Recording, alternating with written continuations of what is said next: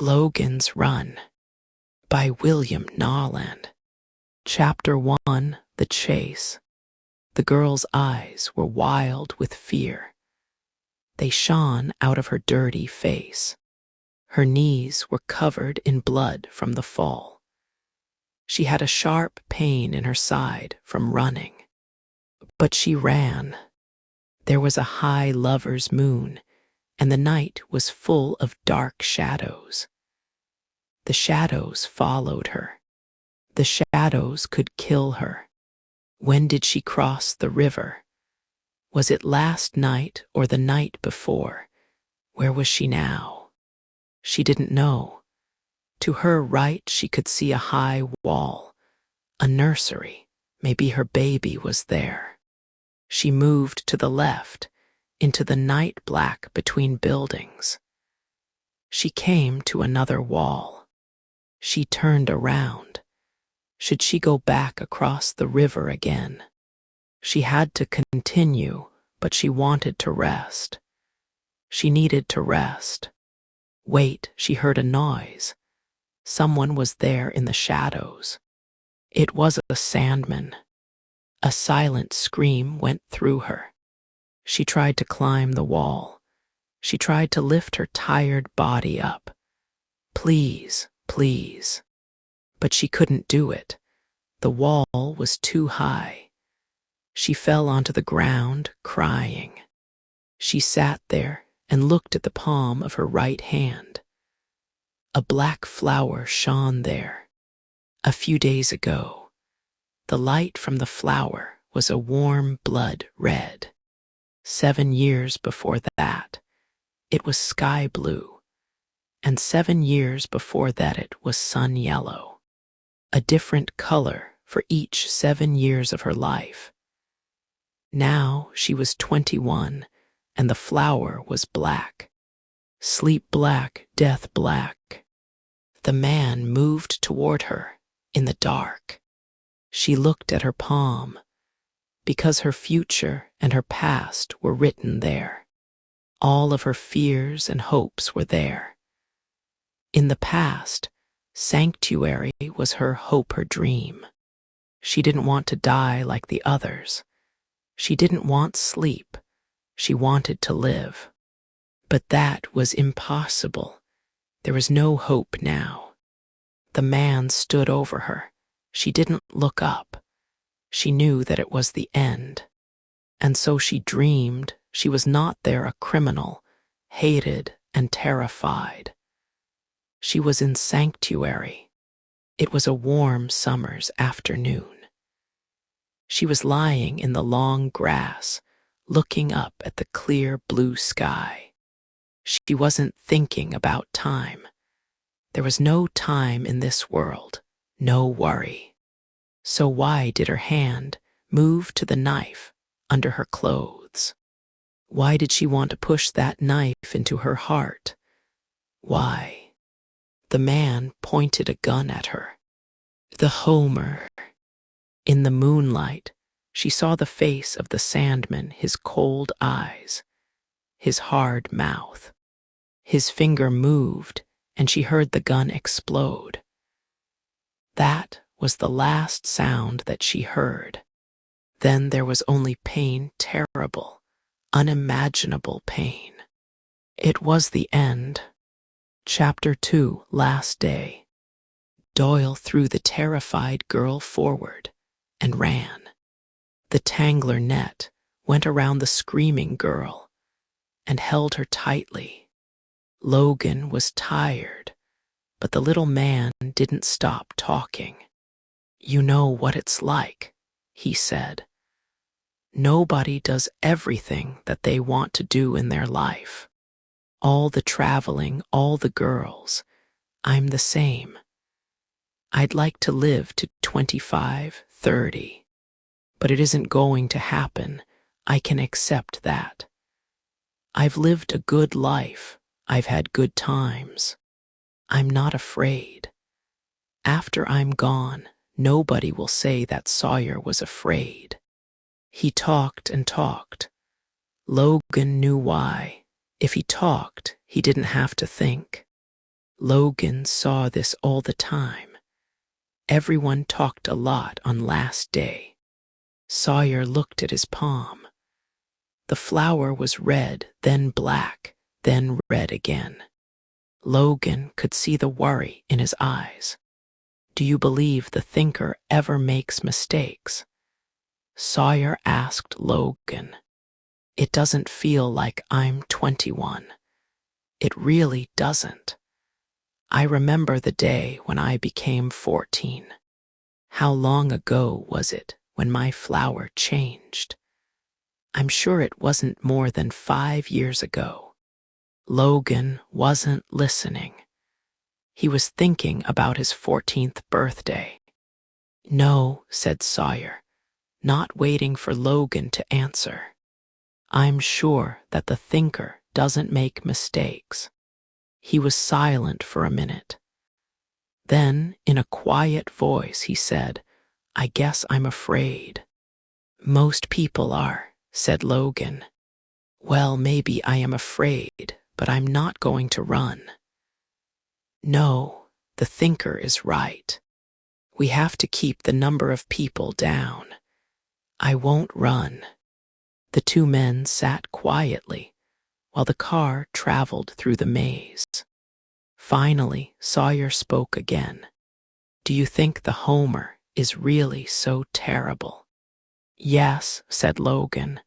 I believe it is. People say that it feels your body heat. That's how it finds you. Then it burns you. It completely destroys your body in seconds. Logan didn't speak. Sawyer's face was gray. A muscle moved near his mouth. God, he said, looking down at the floor. Then the color returned to his face. Of course, it's necessary. Runners have to be punished. They don't have to run, do they? A sleep shop isn't so bad, is it? I saw one when I was 12, in Paris. It was clean and nice. Logan thought of the sleep shops, with their brightly painted rooms and restful music. The assistants wore warm colors and spoke softly. And then, of course, there was the drug hallucinogen.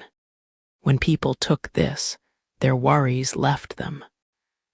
Their faces showed only happiness. They moved slowly, as in a dream. Logan thought of the dark rooms downstairs with metal shelves.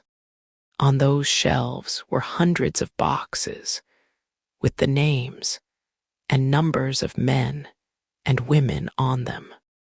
No, he said, they're not bad. Sawyer was talking again. But I could never do what those sandmen have to do. I'm not saying that runners are right. They're criminals. But how can a sandman use a Homer on a man? How can he do that? I get off here, said Logan. He left the car. Logan didn't live in this area. He had a long walk now, but Sawyer was making him angry. He knew this part of the city.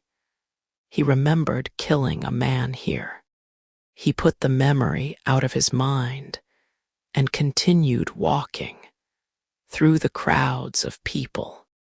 People in a hurry, with empty eyes going nowhere.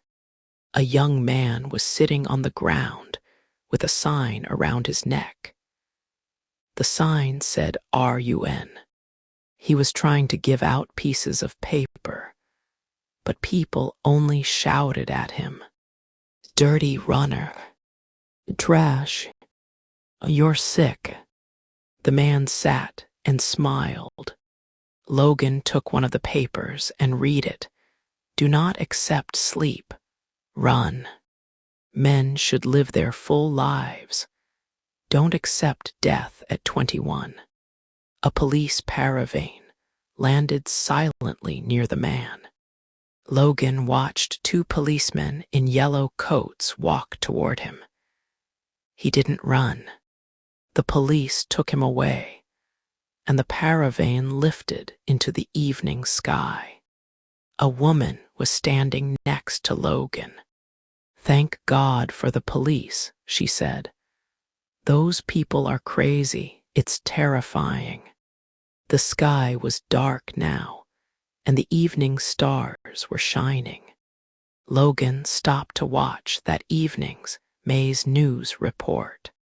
A man's face lit up a huge screen on the front of the May's news building. "Good evening," he said to the crowds. 14 people were killed today during a gypsy gang war in Stafford Heights. Police caught 4 of the gypsies and are looking for the others. They will find them. The man looked very serious and was silent for a minute. Then he continued. "The runner Harry 7 was caught by police earlier today in the Trancas area. He was sent to hell. His friends were invited to say goodbye, but nobody came." What does that show us? It shows us that we are good people, law-loving people. There is no place for runners in our world, and we must. Logan stopped listening and moved away. A girl walked toward him. "You aren't happy," she said, putting her hand on his arm. He moved away from her and continued walking.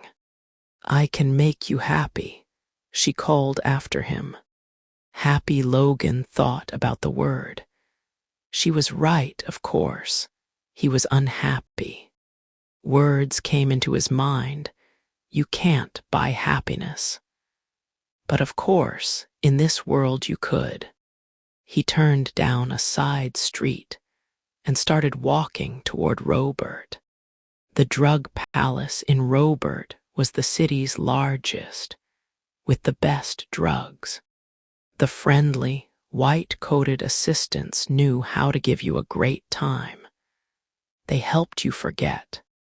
"LF, please," Logan said.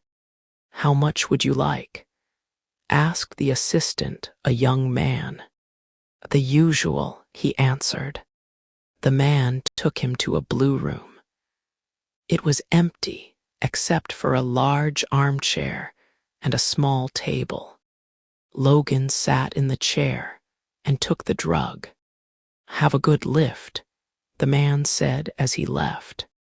Logan closed his eyes for a minute so the drug could work. When he opened them, the room was filled with a terrible light. It was a bad lift. He was falling from a window. A man caught him. "You were running." "That's okay," said the man. "No, I wasn't. I wasn't running. I fell." "I fell from a window," Logan shouted. Suddenly there was fire all around him. He ran through the fire. Voices were everywhere, calling Black Flower. Black Flower. Where was his gun? He needed his gun. The man caught him again. Running again, he smiled. But now Logan had the gun. Nothing could hurt him. The Homer hit the man, and the world exploded. When he left the blue room, the assistant smiled at him. "You were really lifted. Would you like another one?" "No, thanks." Logan didn't feel better. He left the drug palace and walked toward the colored lights on the glass house. The words shone out at him. "Happiness, dream girls. Your happiness makes us happy, sir." An assistant said, unsmiling. Logan could see the bodies moving inside each room. The floors and walls were made of glass. Different rooms lit up at different times to show the enjoyment of the men and women inside them. Logan took a girl into one of the rooms. "Lie down," she said, and came onto the glass bed with him. He felt the eyes all around them, watching them. Hours passed. When morning came, Logan got up silently. He left the girl and went back home to his room. It was time for work. No time to sleep. His muscles hurt. His eyes were red. He took a shower, but it didn't help. He got dressed, put on his long black sandman coat, and left for work. Francis was waiting for him when he arrived. He smiled at Logan. "You look terrible," he said. "Bad night." Francis never looked bad. No lifts or glass houses for him, never before a job. Francis was clear-headed and calm. Why couldn't Logan be like that? Very few sandmen had Francis's skill and intelligence. He wasn't like other men. He had no real friends. No one knew about any lovers. He had a long, thin body and the black eyes of a wild cat. He was a smooth, silent killer.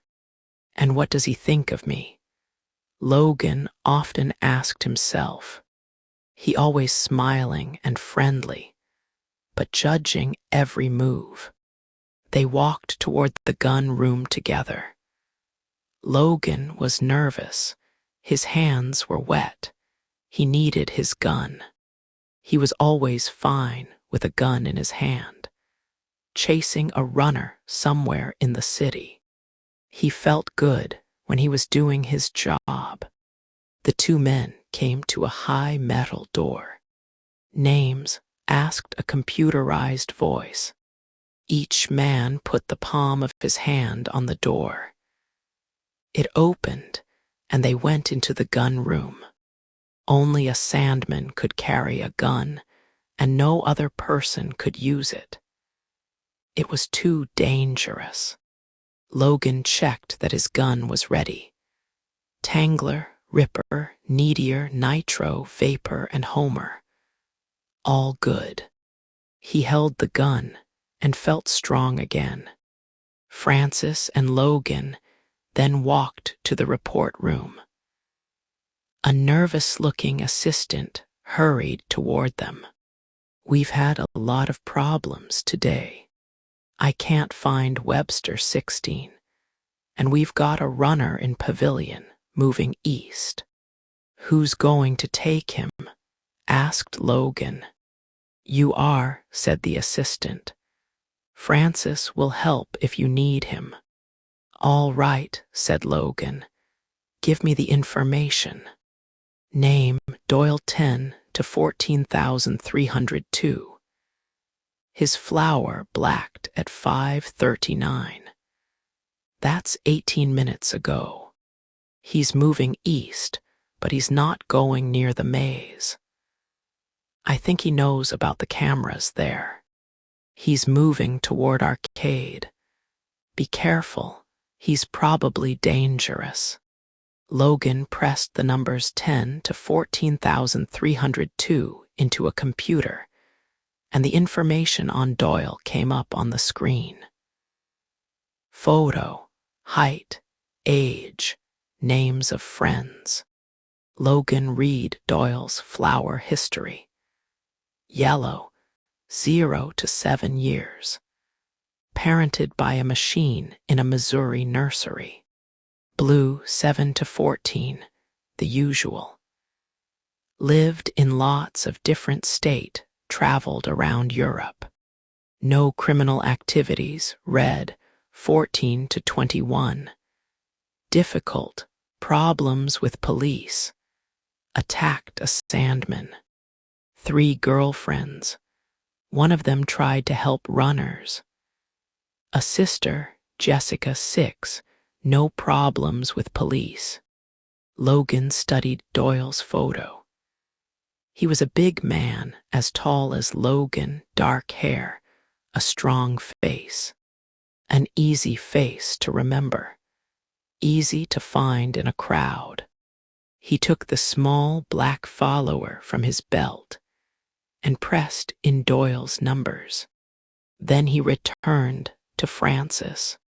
Francis was standing in front of a large screen, watching a moving red light Doyle. "He's not our usual kind of runner," said Francis. "I've watched him. He knows exactly where he's going. He has information, and he's not making any mistakes. Call me if you need help." The chase began. Logan got off the walkway at the main station and saw Doyle getting out of a car. Doyle saw Logan's black coat and ran into the crowds. He was still moving east toward Arcade. Logan tried to follow him, but Doyle caught another car. "Good," thought Logan. "He'll run. He'll get tired." He watched him on the follower. The assistant was right. Doyle knew about the cameras in the maze. He was staying above ground and still trying to get to Arcade. Logan showed himself in the crowds. He wanted Doyle to see his black coat. He wanted to scare him, but Doyle knew what he was doing. He continued moving. He stayed in the crowds. "The guy's smart," thought Logan. He watched Doyle on his follower. He was very near coming down in an elevator. Logan moved fast. As the elevator doors opened, Logan lifted his gun. Doyle started to get out and saw him. His face turned white. He couldn't escape the Homer. Logan prepared to shoot and stopped. Why? In that second, Doyle escaped back into the elevator. "Down, down." Logan shouted. What happened? Why didn't he shoot Doyle? He watched the red light move south on his follower, then followed the elevator down. When the doors opened, Doyle was holding a young girl in front of him. Logan shot the tangler at Doyle. Doyle threw the terrified girl forward and ran. The tangler net went around the screaming girl and held her tightly. Logan called a police paravane to help her. He then continued after Doyle. There he was, in the crowds again. The Homer couldn't find Doyle in all these people. In a crowd, he had to walk to a runner, press the gun into his stomach, and shoot. But Doyle was too fast. The chase continued. Doyle was moving east again, still trying for Arcade. Logan moved quickly, but Doyle was traveling west now, into Cathedral. This was bad. Logan could lose Doyle there. He called Francis. "He tricked me," he told Francis. "He's not going to Arcade. It's Cathedral. We have to stop him before he gets there. Meet me at the bridge." Cathedral, a dark, ugly part of Los Angeles, full of burned buildings, a place of danger, violence, and sudden death. The home of the Cub Scouts. Logan knew about Cathedral's bloody history. Runners never came out again. The Cubs killed them. When police officers went in there, they, too, were never seen again. Logan found Francis at the bridge. He was hurt. "Doyle hit me from behind," he said. "This guy's dangerous." Logan looked at his follower again. Doyle was very near. Logan looked around and finally saw him. He was running across the bridge. but he kept his head low, protected by the stone side wall. Suddenly, on the other side, there were more shadows moving in the darkness. Cubs. Logan watched them walk toward Doyle. There was something strange about their movements. "They've taken muscle," said Francis. "Where do they get it?" asked Logan. "Before the Little War, soldiers took it to make them strong and fast. But they became too violent, so the government stopped the use of the drug." Logan and Francis watched the cubs move in and attack Doyle. He fell to the ground. The cubs hit him and kicked him again and again.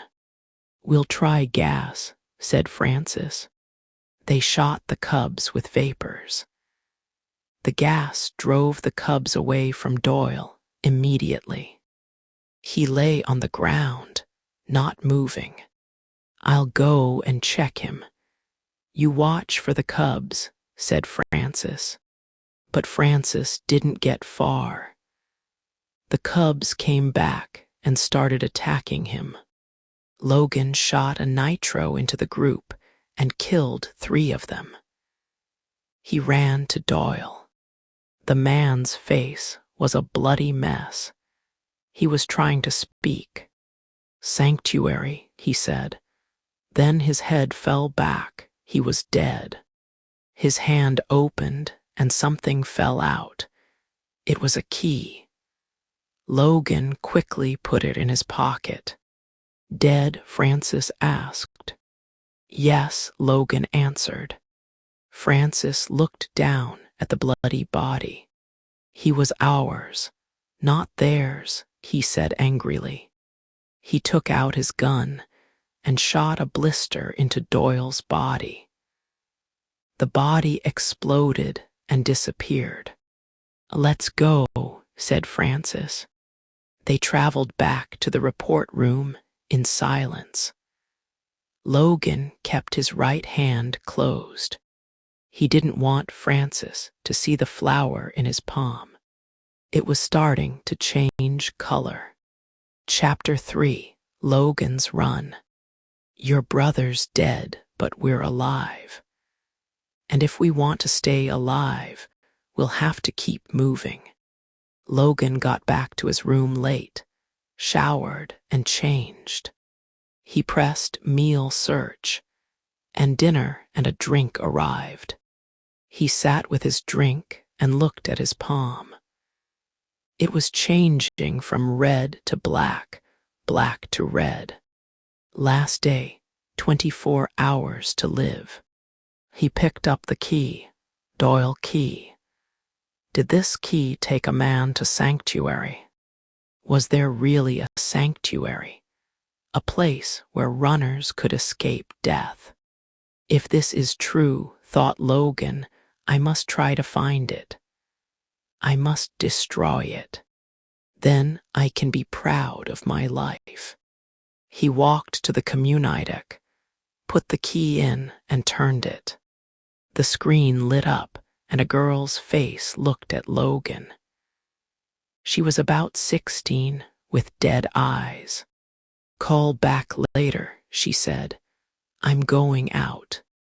"I'm calling now," answered Logan. "Have you got a name?" "Yes." "Are you going to give it to me?" Her eyes began to show some interest. "Sanctuary," Logan said the word. "Who gave you my key?" she asked. "A friend." "I'm going out." "You said that." "To a party." "I can meet you there," said Logan. She studied him for a minute. Halstead, West End. Apartment 2582. I really shouldn't invite strangers. If you aren't strong enough, I'll be in trouble. "I'm strong enough," Logan answered. She said one last thing before the screen went black. "I'm Lilith. I think you'll find me helpful." The party in 2582 was crazy when Logan arrived. A man in an orange suit answered the door. He was drunk. "Come in, enjoy." Logan walked past him and looked around the crowded, smoke-filled room. "No Lilith. Here, have one of these."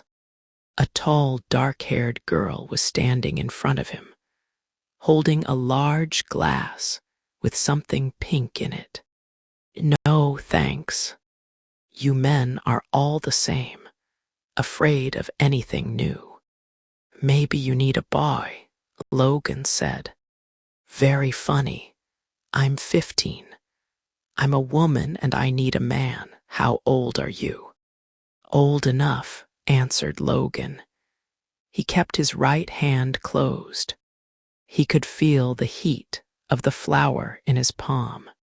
"You're unhappy," she said. "I like that. Do you want to spend some time together?" No, thanks." Her voice went cold. "Loser." She turned and walked away. Where was Lilith? The door opened, and a fat man with a big smile came in. His arms were full of brightly colored clothes. "The stuff's here. Time for fun, everybody," he shouted. "Did you think I wasn't coming?" Suddenly, Lilith was standing in front of Logan, dressed in a tight silver dress and high boots. "Let's talk," said Logan. "You know why I'm here." The fat man ran toward them and pushed purple bodysuits into their arms. "Get dressed and let's spy," he shouted. "We'll work together," said Lilith. Logan went into the changing room and took off his clothes. His gun was a problem. He couldn't wear it under the skin-tight bodysuit. He hid it at the back of the closet. When he came out, Lilith was waiting for him with a large drink. "Thanks, I need this," Logan said, and drank it quickly. The fat man gave everyone cameras. "Happy spying," he shouted. Lilith and Logan climbed higher and higher inside the building.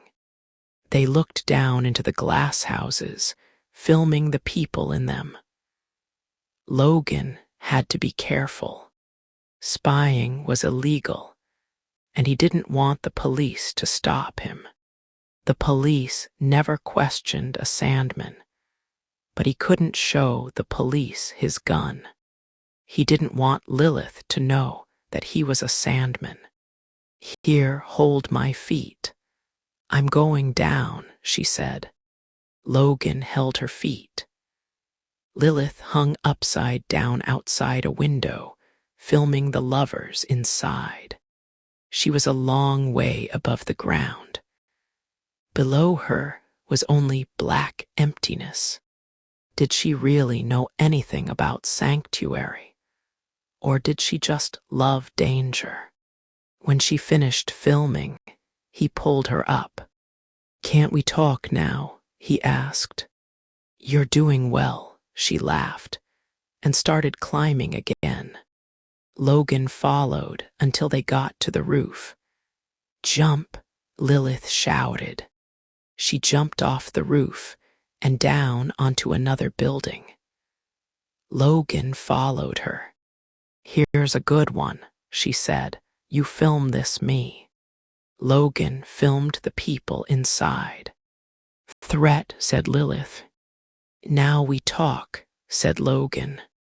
"Okay, what do you know about sanctuary?" she asked. "I know that I want to go there." "Where did you get my key?" She watched him carefully. I. Logan's mouth felt strange. He couldn't stop smiling. "Form the same place that all runners get theirs." N.E. started laughing and couldn't stop. What was happening to him? He lifted off the ground. He was in space, flying in space. Answer the question. Lilith was close, speaking quietly into his ear. Logan was singing a children's song. He was in space, looking down at himself. He watched Lilith hit his face and pull his head back. The key, where did you get the key? Logan's neck hurt. He stood up. Lilith was holding on to him. The world was suddenly filled with orange light that hurt his eyes. Did you kill Doyle? Lilith was still there, shouting now. The orange light was warm. He wanted to sleep. Doyle 10. Cubs killed him, he said quietly. He was lying on the roof of the building now. His body ached. Then he realized. A truth drug in his drink. What now? He asked her. Now you see Doc, she said. Doc who? He asked. You'll find him in Arcade. Look for the new you. That's his place. That was a great lift, eh? She was smiling. Yes, a great lift. A short time later, Logan left the walkway at Beverly Station and moved through the crowds in Arcade. Arcade was a crazy place, always busy, always filled with people. You could find everything there. Sex, drugs, real-life stores. Strange sounds and smells were everywhere. Logan walked slowly looking for Docs. Then he saw the sign. The new you. Fast service.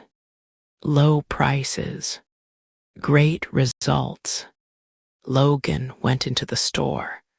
The waiting room was empty. A bored-looking girl was sitting behind a desk. You want Doc? She asked in a tired voice. I want Sanctuary, answered Logan. The girl took his hand, turned it over, and looked at his palm. Follow me, she said, sounding bored. Follow me for the new you. She took him to a large white room. In the middle of the room was a metal bed. Hanging above the bed was a huge machine. Table. There's not a better one between here and Alaska, said a hard voice. Logan turned and saw a 16-year-old boy in a long white doctor's coat. So this was Doc. You're a little nervous, aren't you? Doc laughed. That's okay. Runners are nervous people. You've come to me early.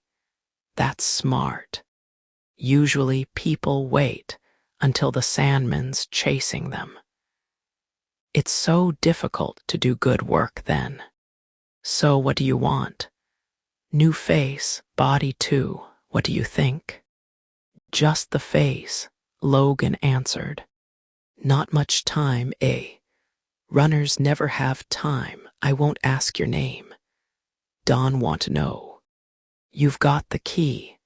That's good enough for me. Ballard knows who to give the keys to. Ballard, the world's oldest man. The man who the stories said started Sanctuary. Holly will get you ready, Doc said. Don't worry about the table. They call me Doc. But I'm good with machines too, all kinds of machines.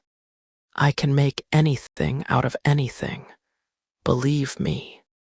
While Doc was talking, Holly started to take Logan's shirt off.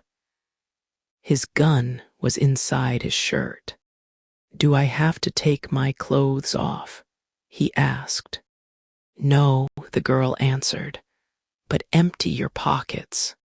She then took him to the metal bed.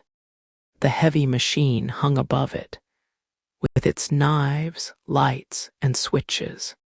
Logan was terrified, but he got on. Holly tied his hands and feet to the bed. "Ask him to give you dark hair," she said quietly into his ear. "I like it." "Anything special?" asked Doc. "I can give you almost anything. You decide. Just do it," Logan answered angrily. "Keep calm," Doc said. "You runners are always in a hurry, always pushing me. But you won't go anywhere without Doc. Understand, you can't use the key until 9:30. We have time. Plenty of time for the new you." He started pulling switches, and the machine began to move down, nearer to Logan. An alarm suddenly sounded, and the machine stopped. "Did you empty your pockets?" "He did," Holly answered. "Well, something wrong," said Doc. Before Logan could speak, Doc pulled open his shut. "A gun, we have a Sandman. Lock the door, Holly," he shouted. "You've seen my hand," said Logan. "I'm on last dap. How can I be a Sandman if I'm running?" "You have a gun," said Doc. "Only Sandmen have guns." "Okay, but I'm not the first Sandman to run," shouted Logan. "Why should I believe you?" answered Doc. "You're going to get more than a new face." He pulled a large red switch, and the table came to life. Sharp knives lowered from the machine. Logan tried to free his hands, but he couldn't. One of the knives caught his knee. Another cut his right shoulder. Down it came again, cutting the tie around Logan's right hand. Logan reached for his gun, and Doc and the girl ran out of the room.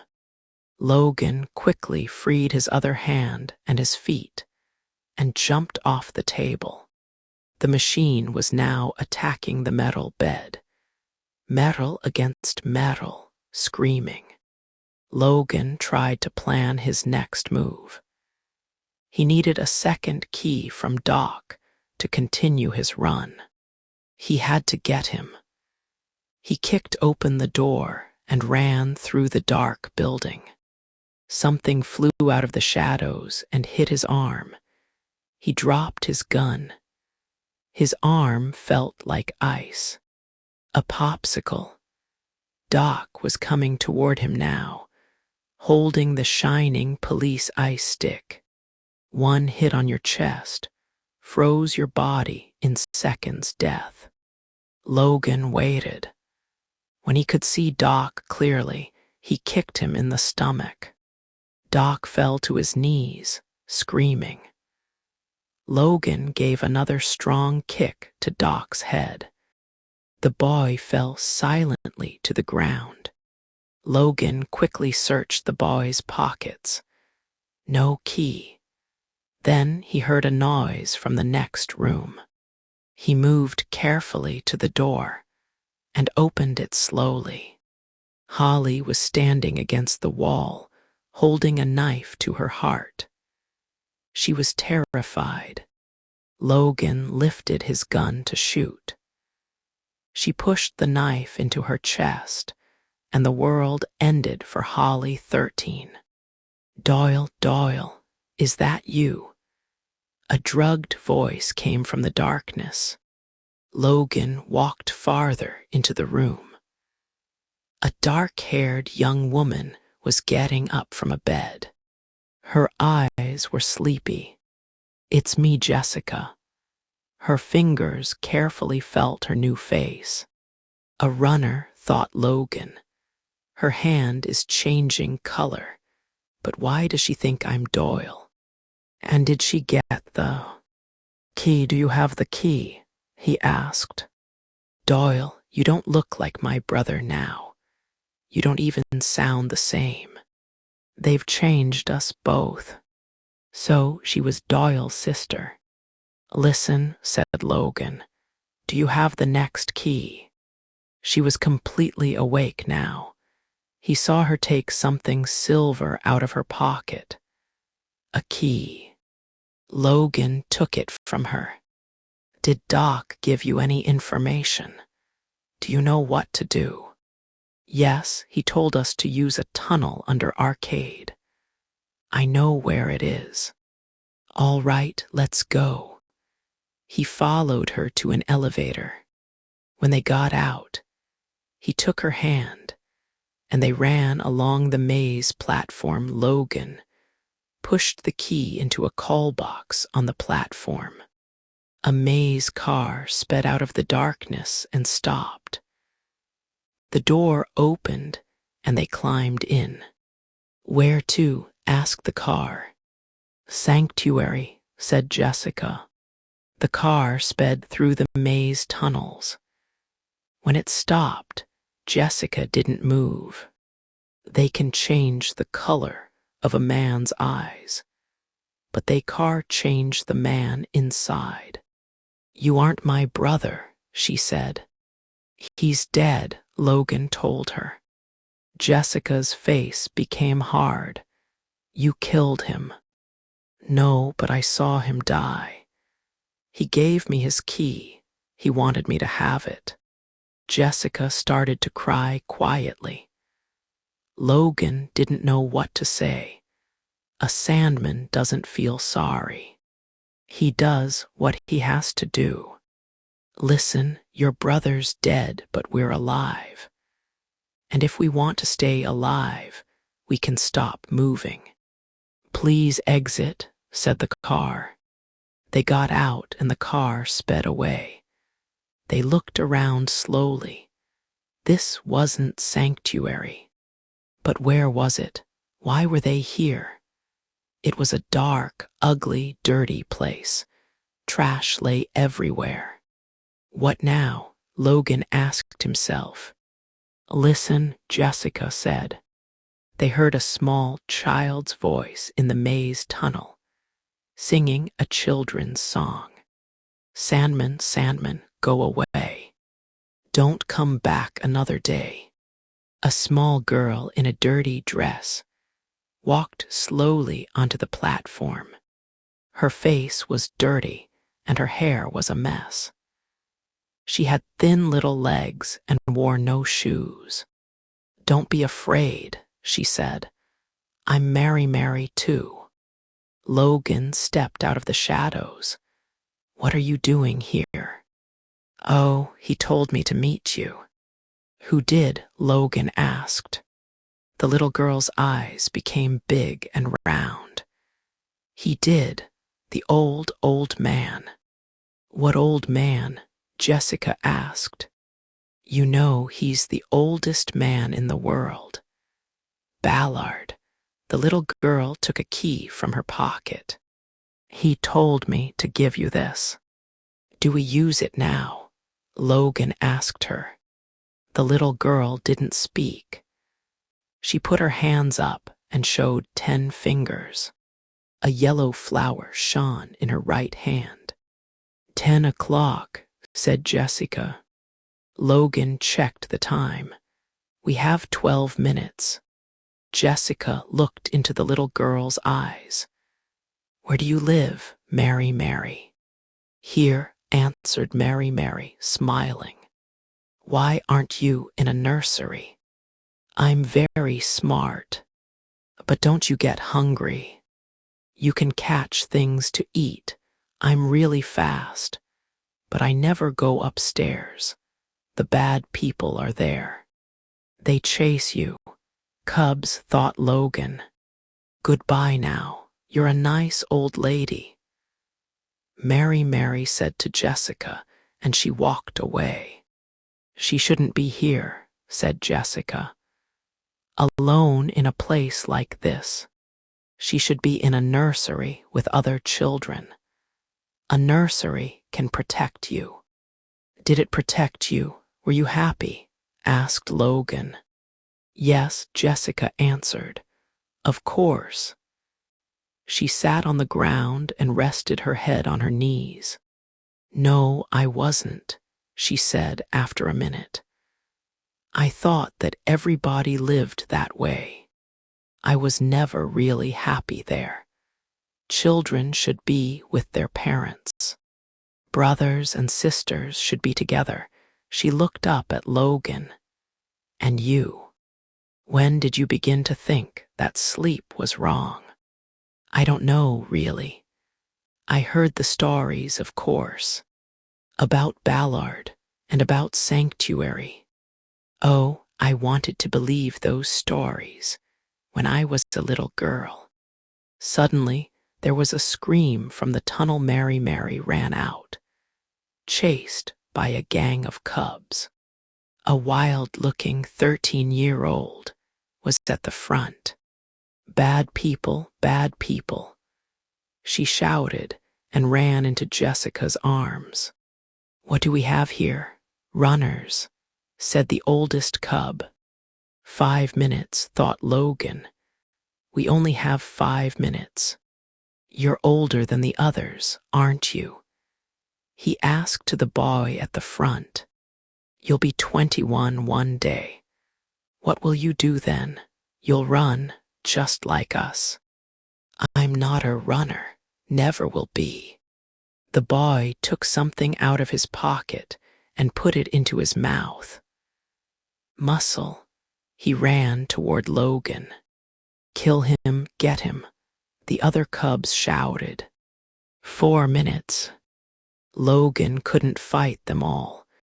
He had to use the gun. He took it out and shot a nitro. It exploded into the group. Body parts flew everywhere. You're a Sandman, shouted Jessica. There was hate in her eyes. 2 minutes. Logan ran to a call box and put his key in. A maze car sped toward them, stopped, and opened its door. Get in, Logan shouted to Jessica. He pushed her into the car, and it raced away into the night. Chapter 4: An Ocean World. In the late 90s, before the Little War, the big problem was food. People had too many children. They lived too long. The great green earth could not fill their stomachs and became tired and dry. Millions suffered and died. So people went into space, but the worlds there were cold, with strange, dangerous gases. Then there were the oceans. Beautiful blue water, wild in places, bringing happiness and life. But below this, far below, there was another world, a dark ocean world. This was where people built their new city of steel and glass. They called this new world Molly, the queen of the oceans. She covered hundreds of kilometers. She took years to build. She gave work and homes to 20,000 scientists and their families. She gave food and electricity to the world. Until 6:03 p.m. on March 6, 2033. Then a small movement in the earth cracked Molly's steel. Water came through, destroying more than 1,000 buildings in minutes. 14,000 men, women, and children were killed. This was the beginning of Molly's long war with the ocean. The maze car arrived at Molly, and the seats unlocked. Exit, please. Jessica looked up out of the car with wide eyes. She followed Logan onto Molly's platform without a word. The great Pacific pushed against the plexiglass all around them. The air smelled old. There were strange sounds, like small explosions. Why are we here, under the ocean? Thought Logan. As Jessica's surprise left her, He saw the hate return to her eyes. "Yes, I've got a gun," he said. "And back in my room there's a black sandman's coat. But now I'm a runner like you." "Sandmen don't run," she said. "And sandmen don't eat. And sandmen don't get tired." "Well, I'm tired and hungry and hated." She looked at him coldly. "You're a murderer. You've chased and killed people like my brother. They were good people. They only wanted to live." "I didn't kill your brother," Logan said. "Maybe not, but you wanted to. That's your job, isn't it?" He had no answer. "I hate you. I hate all of you," she shouted. "You sandmen live by pain. You never think about how wrong your job is. You love using your guns to burn people. You and your world are sick, and I." Her words cut him like knives. Logan hit her hard across the face. She put up a shaking hand to stop the blood. Her flower was black. "It's changed," said Logan. "You're on black." Without thinking, he reached for his gun. Jessica's face showed that she was terrified. He stopped. He didn't know what to do. He was a runner, but he was a sandman too. In that second, Jessica ran off down the platform. "Jessica," he shouted after her. The girl ran upstairs, hundreds of metal stairs, along glass tunnels, with all kinds of ocean swimming around them. At the end of one tunnel, there was a large steel door. She threw herself at it and tried to open it. The sound of a gun stopped her. A loud voice shouted, "You stop. If you open that door, the ocean will take us both." She turned. Standing in front of her was, what, a man. He was huge. His head touched the top of the tunnel. His face was like a moon, with two small eyes pushed into the fat. His mouth was large and blood red, and his body. He stood there holding his gun. This was Whale. "Look behind you." Jessica pointed down the tunnel. Logan was running toward them. When Whale saw Logan's gun, his face went red with anger. "What this? I thought that two runners were coming." "Runners don't chase runners." "He's a sandman," shouted Jessica. Whale stopped to think. There was another small explosion. Another part of Molly was falling into the ocean. "I'm a runner," said Logan. "I've tried to tell her, but she doesn't believe me." "So why should I?" Whale asked. He lifted his hand and opened his thick fingers. Logan could see the black of his flower. Whale pointed his gun at Logan. "Now put your gun on the floor," he said.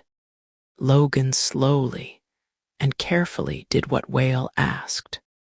"Okay, now let's take a little tour of Molly," Whale said.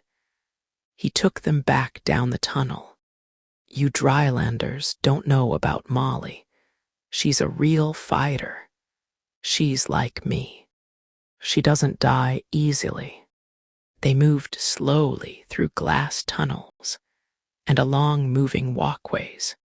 They saw the cracks in the steel with the water slowly coming in.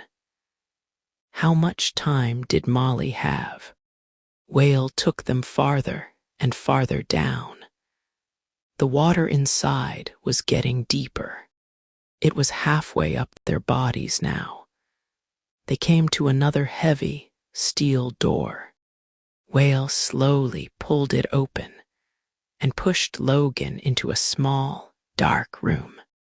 Molly's sick down here, and fighting hard, he said. This wall's going to break soon. He put his hand against it. You've seen hard times, girl, but I've brought you help. He turned to Logan. If you want to live, you'll help Molly fight. Keep your body against this wall. Give us all some more time. When it goes, you'll go with it. Wait, you're not leaving him here, shouted Jessica. Molly needs him, Whale said. But you're as bad as he is. You're a killer. A man kills to save himself. Whale pushed past her and closed and locked the heavy door. Outside, he gave her a key. Use this at 10:40 for your next car, he said. Hurry now. You know where the platform is. Jessica looked at him, white-faced. Molly's calling. I have work to do. He turned, moved back along the tunnel, and disappeared. Logan stood in the wet, dark space. His last hope was gone. He was a dead man. Now he knew how runners felt. He knew their fear. He moved slowly along the walls in the dark and tried to find the door. He couldn't find a way out. Maybe this is my punishment, he thought, for all the pain I've brought. He could feel the Pacific pushing against the wall. Suddenly, the door opened. Jessica. Quick, she said. There isn't much time, they ran. Sanctuary, they said to the maze car. But it didn't take them to sanctuary. It took them to hell. Chapter 5, Hell. When Logan held Jessica close, he began to feel. What? Was this the beginning of love? Hell, the perfect name for this world. Thousands of kilometers of ice and snow. The coldest place on earth. Criminals were sent here. There was no need for guards. No one ever walked out of hell. When the maze car arrived at the platform, an alarm sounded. The car immediately filled with gas. Jessica and Logan were drugged into a deep sleep. Logan woke up first and looked slowly around him. Everything was white and so cold. What was this place? Not sanctuary. The icy wind cut into him. The maze platform was gone. They must find a warm place. He woke Jessica up and put his arms around her. The wind was growing stronger, an ice storm. They started moving. After hours of trying to make their way through the storm, Jessica fell. Logan shouted at her, but her eyes were closed. She didn't move. She should open her eyes. If she doesn't open her eyes, she'd die. But maybe, just for a minute, I'll close my eyes. Yes, rest, just for a minute. Logan closed his eyes too and slept. When he woke up, they were out of the storm in a huge ice palace. It was beautiful. All around them were beautiful shapes of animals and birds cut from ice. It was warmer in here. Some kind of fish oil was burning. Jessica opened her eyes. She sat up in surprise as she looked around. Wonderful, isn't it? Said a voice. Something was standing in front of them. It had long metal legs and a strangely shaped metal body. One of its hands was a metal cutting tool. Half of its head was a man's, and the other half was made of metal. A talking machine, shouted Jessica. No, my dear, you're wrong. Not a machine, not a man either. I am the best of both.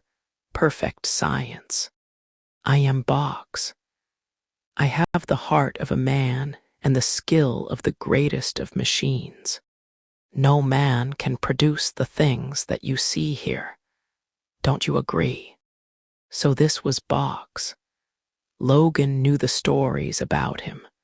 A crazy half-man, half-machine. He never slept. He was never cold or hungry. He lived alone in this world of ice and storms. He had no need of others. "Can you help us?" asked Logan. "We need food." "Ah, you people, is that all you think about, your stomachs?" "Yes, we're people and we're hungry," said Logan. "I don't need food," said Box. "Art is my food. Art is the only thing I need." Jessica looked around the shining world again. "It is beautiful," she said. "Wait until the storm winds come," said Box excitedly. "Then my palace is filled with beautiful music. My art comes to life. You should see it. But men don't understand this. They chase Mew. They only want my metal. They want my legs for knives, forks, and spoons. What use are forks and spoons here? No man can exist here. I've watched them die, so many of them. But now here are two fresh ones. Very nice ones, too. I will make you into art. If we do this for you, will you give us food?" asked Logan. "I have no food," said Box. "Then why should we do it?" asked Logan. "Because my world will exist for thousands and thousands of years. It will still be here when your world has disappeared. And now you will be part of it. Two beautiful lovers formed in ice who will never die. We only need two things," said Logan. "Food and a way out of here. You have no food and there is no way out of here. So no." "Ah, but there is a way out," said Box. "Then why are you still here?" asked Logan. "Leave my world?" asked Box. "This beautiful place, the silence, for what? Your wars. Your dirty, crowded cities. Your sickness." Box closed his eyes. "There is a great mind of steel that is the government of the maze. And I am its brother. I know its ways. I can leave hell." "Are you talking about the thinker?" asked Logan in surprise. "Yes, high up above the black mountain Tashunkiyutko. Crazy Horse Mountain. So that was where the thinker was. So I will tell you how to leave this place, and you will help me make my art. Do we agree?" Logan looked at Jessica and then spoke. "Okay, we'll do what you want." Box drew them a map and then began to give them orders. "Stand over there together," he said. Jessica and Logan moved to the middle of the room. Box stood in front of a large piece of ice and began to sharpen his cutting hand. "Now take your clothes off." "No," shouted Jessica. "You are lovers. You must be together in love." He shouted, "A prince and his princess. Do what he says." "Don't worry," Logan said to Jessica. They slowly took their clothes off. "Put your arms around her. Look into her eyes. Haven't you ever been in love?" "Do I have to tell you everything?" shouted Box. When Logan held Jessica close, he began to feel. What? Was this the beginning of love? Her sweetness, her warmth. He felt a great sadness. She looked into his eyes. Was she feeling the same? Suddenly all the pain, the fear, disappeared. The maze, the thinker, sanctuary, all forgotten. The only important thing was the two of them. Here now. Finished, look, you're beautiful. Box shouted happily. Logan sadly took his arms from Jessica, and they turned to look at themselves. Yes, they were beautiful, but there was no time to think about love or art. They had to get out of there. Logan started to put on his boots, but then something hit him on the back of his head, and everything went black. When he woke up, Box was speaking. And death is also art. You will die beautifully, my dear. Slowly. Logan felt a sharp pain in his head as he turned toward the voice. Then he saw Jessica. She was swimming, terrified, in a clear pool of water with very high sides. There was no way that she could climb out. Box was moving a small, oil-burning stove away from the pool. It's surprising how slowly water freezes, even here, said Box. But don't worry, my dear. When the water freezes, you won't feel much pain. You'll slowly go to sleep, woman in ice, beautiful in death, as you are in life. He didn't see Logan beginning to move. Logan reached into his shirt, pulled out a pack of muscle, and took it. He felt the heat passing through his body. He jumped up and ran to the pool. Logan, Jessica shouted. He reached down into the pool, caught Jessica's hand, and pulled her up. Run, he shouted. Box was running towards Logan. His cutting arm was sweeping from side to side, ready to cut Logan in two. Logan got out of the way in time, but Box couldn't stop his arm. It hit a huge ice plate that held up the roof. The arm cut through the plate, and the roof began to fall. Logan ran. Box's arm was still caught in the plate, so he couldn't move. His ice world came crashing down on him. Logan heard Box's last cries as he ran. Logan and Jessica tried to find the way out, but the map was a lie. What now? They were in a huge white space. Everything looked the same. They kept trying, moving to the left, then to the right. Suddenly they were out and standing on the maze platform again. Logan quickly called for a car, found his gun, and checked it. The nitro was finished, but the Tangler, Ripper, Needier, Vapor, and Homer were still working. Where to now? Asked Jessica. To Crazy Horse Mountain, he said. If we want to find Ballard and Sanctuary, we have to go to the Thinker. Chapter 6, Crazy Horse Mountain. Crazy Horse Mountain was one man's dream. Korczak Zielkowski used money from the rich and thousands of workers to make his dream.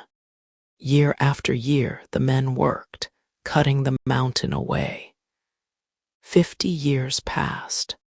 Finally, the brave Indian Crazy Horse sat on his beautiful, wild stone horse. In Custer, South Dakota, the maze car stopped and spoke. This is the entrance to government land. This car must stop here. Logan and Jessica got out of the car.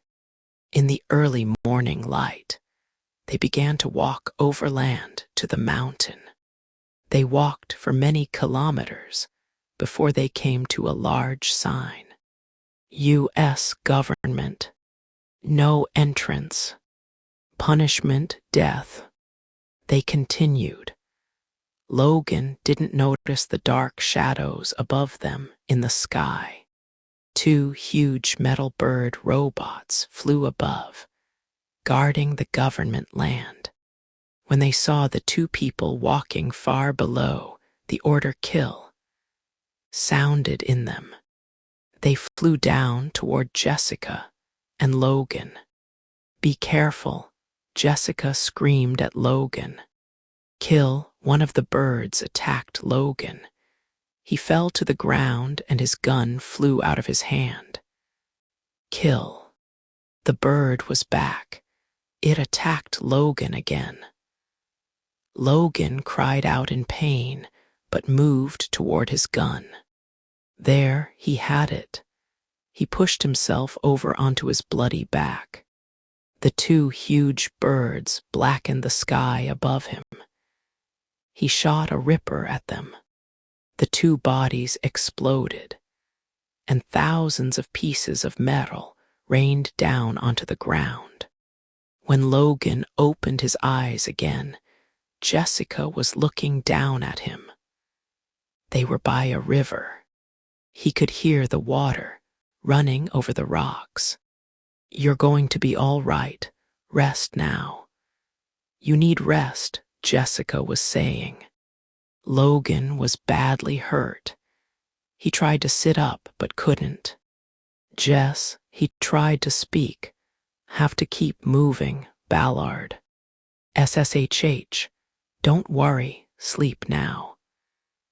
He listened to her soft, sweet voice and the sound of the river. "Sleep now." And he slept. Hours later, they were moving again. Crazy Horse Mountain filled the sky above them. They found an old path and followed it to the entrance to a dark tunnel. The tunnel went down into the mountain. "Are you all right?" asked Jessica. "I can do it," answered Logan. They traveled farther and farther into the darkness. They finally came to a wider part of the tunnel, and there in front of them was a huge computer. The thinker, different colored lights shone as it did its work.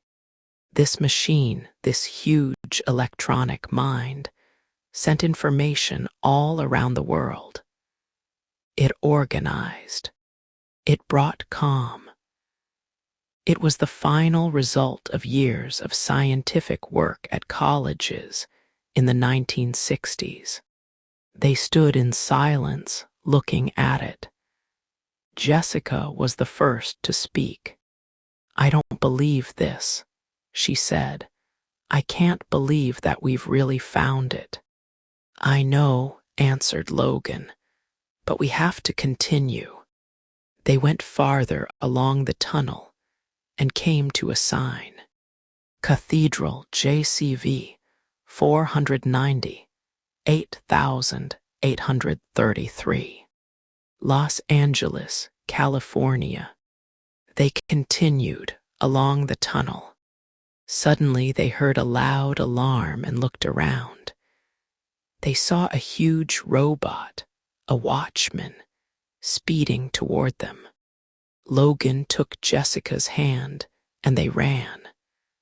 The alarm got louder. They came to another sign and suddenly the watchman stopped. It seemed to wait. "Molly FJK 1704. Pacific Ocean." The watchman didn't move. Why wasn't it moving? "Of course, Molly," said Logan. "This is a dead area. For the watchman, it doesn't exist. Molly and Cathedral are both dead, unvisited areas. on the sanctuary line. The next dead area must be our next stop.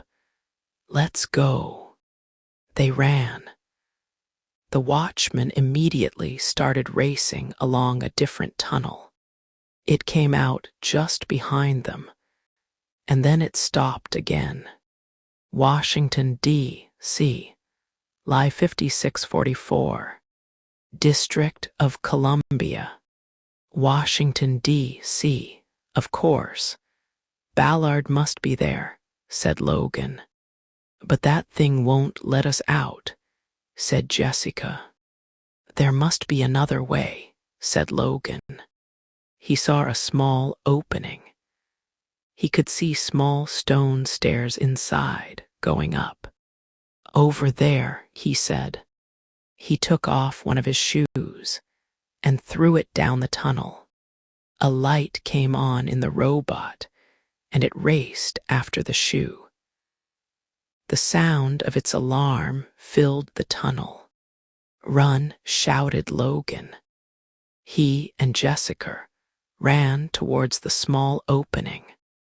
They just got inside before the robot crashed to a stop outside. Can it get us? Jessica asked. She was terrified. Not here. The stairs are dead too. Where are we going? Where the stairs take us. Up. They climbed higher and higher. The space was tight and it got darker.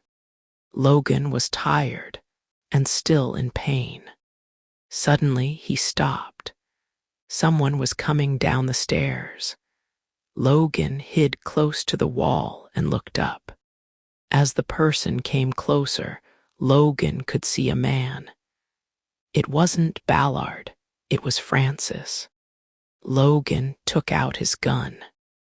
Okay, Jessica, he said quietly. You hate killing, but this man is a sandman and we're runners. Do you want us to kill him or him to kill us? Jessica didn't answer. Where was she? Then he heard her. Over here, she called. She took him up through a narrower tunnel. It was completely black. They had to feel their way. It was difficult to move in the small space. There was almost no air. As they went higher, the walls became wet. They were near water. They continued climbing. They heard small animals moving in the dark. After some time, they came to an open area. By the light on his gun, Logan saw a small pool of water with fish swimming in it. He reached into the pool and brought out a small fish. Oh God, Jessica shouted. Where are its eyes? Logan caught 3 more. In the complete darkness, none of them had eyes. Something ran across Jessica's foot, and she screamed. Suddenly, they heard noises all around them. Logan shone the light around. More animals were running along the ground and up the walls. I can't continue. We're going to die, cried Jessica. Logan pushed Jessica out of the space and back into the small tunnels. They continued, up and up. There were cuts on their bodies from pushing through the small spaces. They came to a wider space with another pool of water. Jessica fell against the wall. She had to rest. Logan put his hand in again to catch a fish. Eyes, this one has eyes, Logan shouted. Let go into the water. They jumped into the water and began to swim up the stream. Finally, they could see light at the top of the tunnel. It filled the tunnel as they got to the opening. And then they were out, in the bright sunlight and fresh, clean air. Chapter 7, The Gypsies. Gypsistic Hay. Lift me and play. Logan heard the gypsy song as he and Jessica finally reached the top of Crazy Horse Mountain. Get down, he shouted. He waved his hand, and Jessica hid in the tall grass. Logan felt the burn as a gypsy stick raced past him. His gun was knocked from his hand, and in seconds he was in the middle of a ring of fire. Gypsies stood around the fire, laughing. If he cries, let's cook him, they shouted. Logan didn't say a word. He knew about the gypsies. The first one was an Apache Indian who went crazy after the Little War. Other crazy young men and women joined him and formed a new group, the Gypsies. The Gypsies lived away from the cities, high in the mountains. They made their own rules. They were beautiful, wild young people who lived only for fun. There was no fear of death in the gypsy world. They didn't run from sleep or sandmen because they died the gypsy death. They killed themselves when their flower was still red. One of the gypsies got down off his gypsy stick and walked toward Logan. He was tall, strong, and very handsome, with long hair. He was dressed completely in white. He was Rutago, king of the gypsies. Logan stood tall and looked Rutago in the eye. The gypsy walked through the ring of fire, took Logan's hand, and turned it over. So it's the Sandman's last day, he said. He smiled and looked around at the others. A beautiful girl with long hair, black as night, moved next to Rutago. She was Gray Girl, Rutago's woman. We're going to give you a wild time, Mr. Sandman, she said. Her eyes burned into Logan. There were 14 gypsies in the group, 7 men and 7 women. The youngest was 15, and the oldest was 17. The women were dressed in beautiful colors, blues, purples, reds.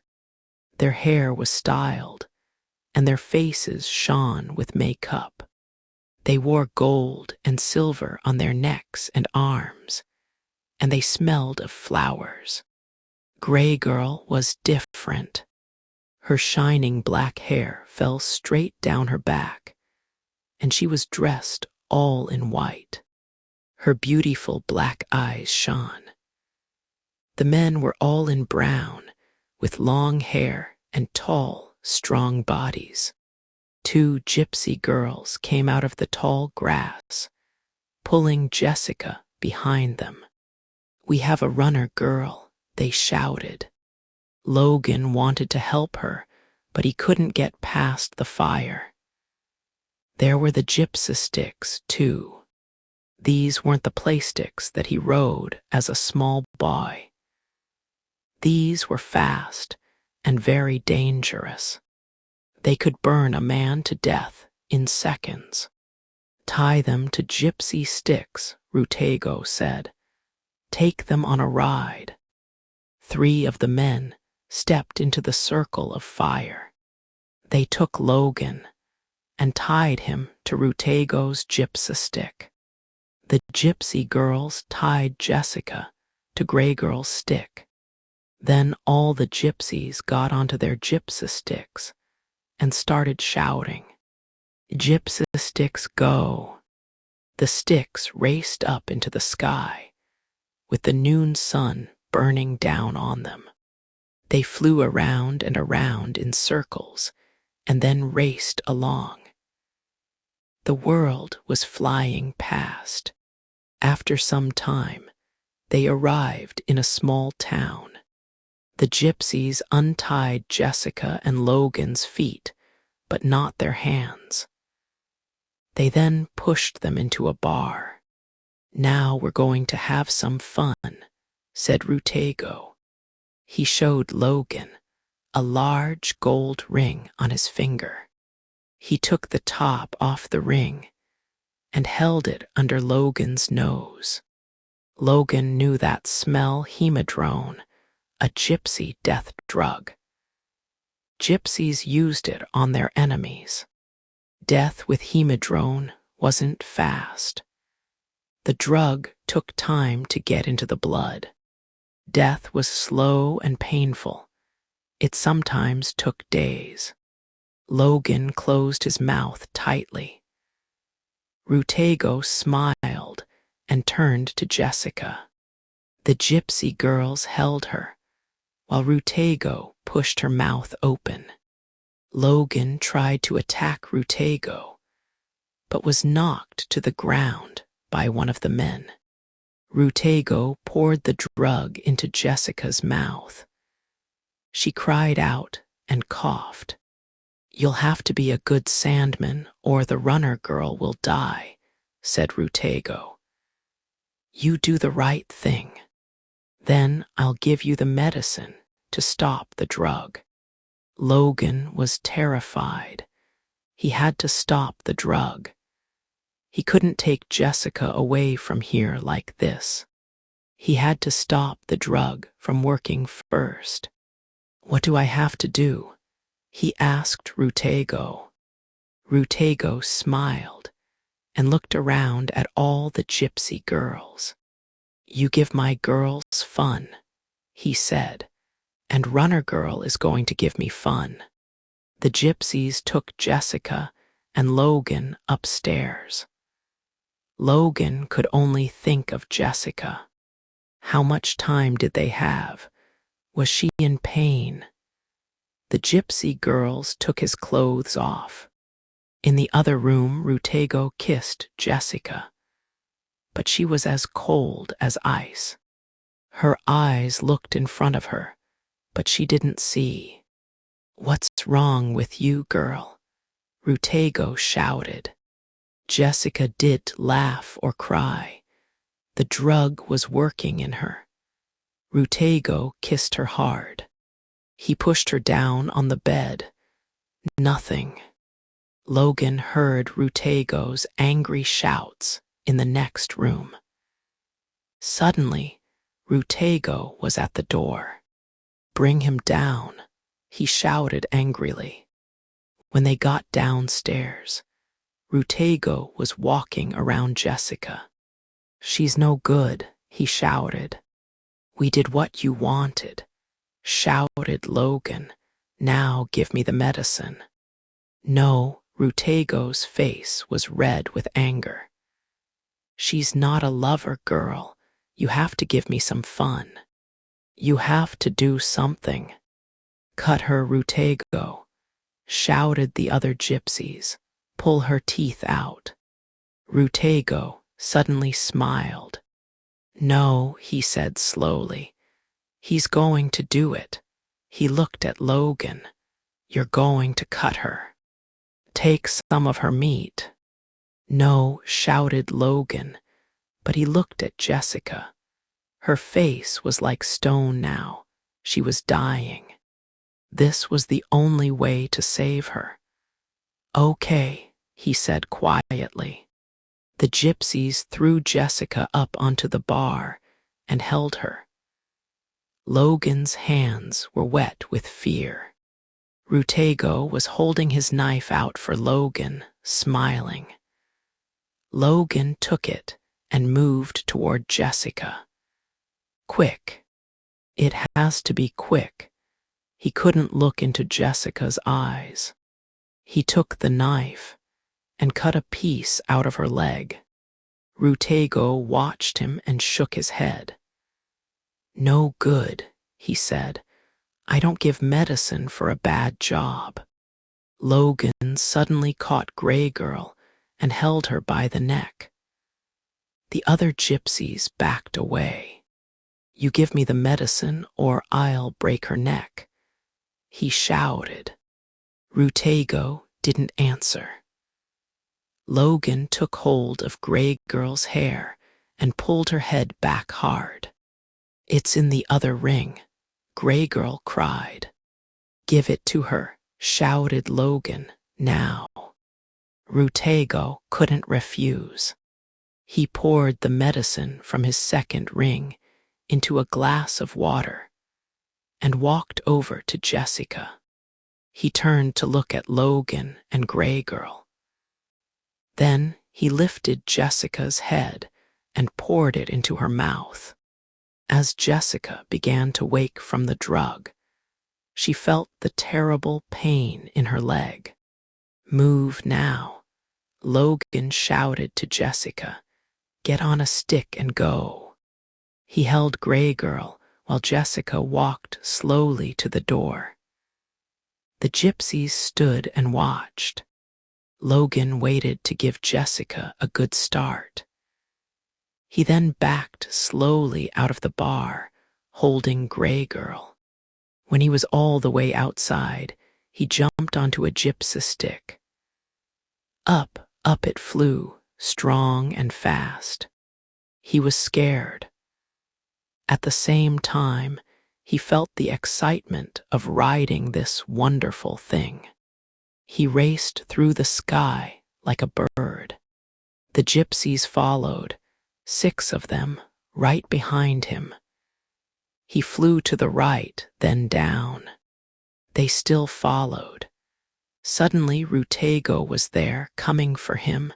Logan got ready to fight. But no. Rutego raced past, toward Jessica. He crashed into her side, and Jessica's gypsy stick went down. She was crashing. No, she was up flying again, but there was something wrong with her gypsy stick. It wasn't flying straight. Rutego was getting ready to attack again. Logan had to stop him. He had to kill him. He flew down, down, faster and faster, into Rutego's back. He hit Rutego and took his head straight off. The crash threw Logan off his stick, and he fell through the sky into the river below. As he went into the water, he saw Jessica's broken gypsy stick falling. Chapter 8. From the nursery into war. When they got out of the station, there were soldiers everywhere. Robot soldiers. They were in the middle of a war. Jessica lay in the hot sun next to her crashed gypsy stick. One side of her face was bloody from the crash, and her eyes were dosed. She didn't see the 14 bright eyes that were looking down at her. She didn't hear the soft sounds of their voices. "Ooh, pretty," said the little voices. 7 small children stood around her. "What's this? Is it a person so big?" "Person tired," they said. They felt her hair, her soft face. Then they pulled her slowly toward the nursery, their home. They placed her in a small bed. The bed felt her pain and put syntheskin on her face and leg. The cuts disappeared in seconds, and Jessica slept well.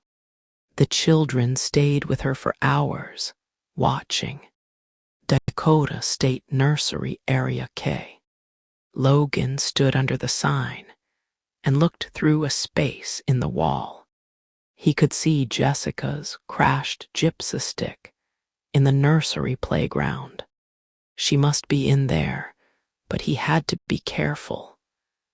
Robot mums guarded the nurseries. They sounded the alarm if they saw runners. He walked along the wall until he found a tall tree. He climbed it and dropped down into the playground. He had to be careful not to touch the wall. Electricity ran through it. He crossed the playground. Lights shone from the windows on the first floor of the building. but the second floor was dark. He climbed up to the second floor and tried all the windows. He found an unlocked one, pushed it open, climbed in, and dropped to the floor. He was in a small room with boxes in it. He opened the door and looked out. No one was around, and it was quiet. He walked toward a playroom and opened the door. The toys weren't moving or talking. The children must be in bed. The next room, a birth room, was also quiet. His life began in a nursery like this, and now he was standing in this place at the end of his life. He didn't have time to feel sad. There was no time to feel anything. He had to find Jessica. He left the room and continued through the building. Suddenly he heard a noise. He knew that noise. A robot mom was coming. He ran into the next room and quietly closed the door. It was dark inside. "Come now, my love," a soft voice said. "Come, my baby." "But I can't," Logan said. He tried to escape, but the room held him tightly. "I can't stay here. I have to find." "Don't cry, my child. Sleep now," said the love room softly.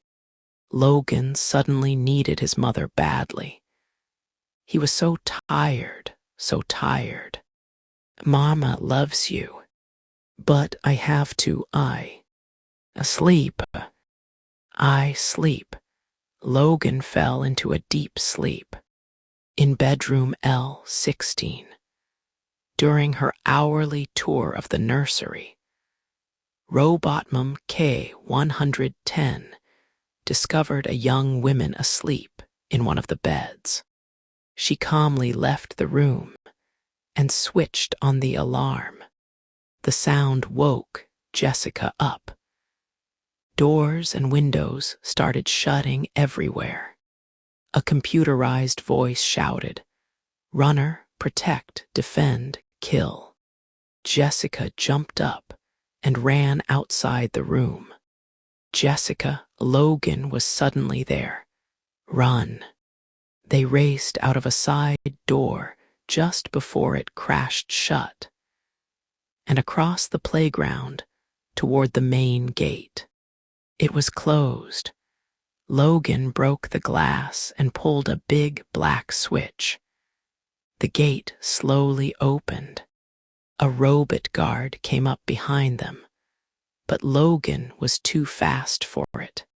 He pulled Jessica behind him, and they ran down a hill and into a forest. Hours later, they were standing in the middle of a station in Rapid City, Dakota. Logan had his gun again, hidden inside his shirt. Jessica kept her right hand closed to hide her black flower. But May's cars always knew the color of people's flowers.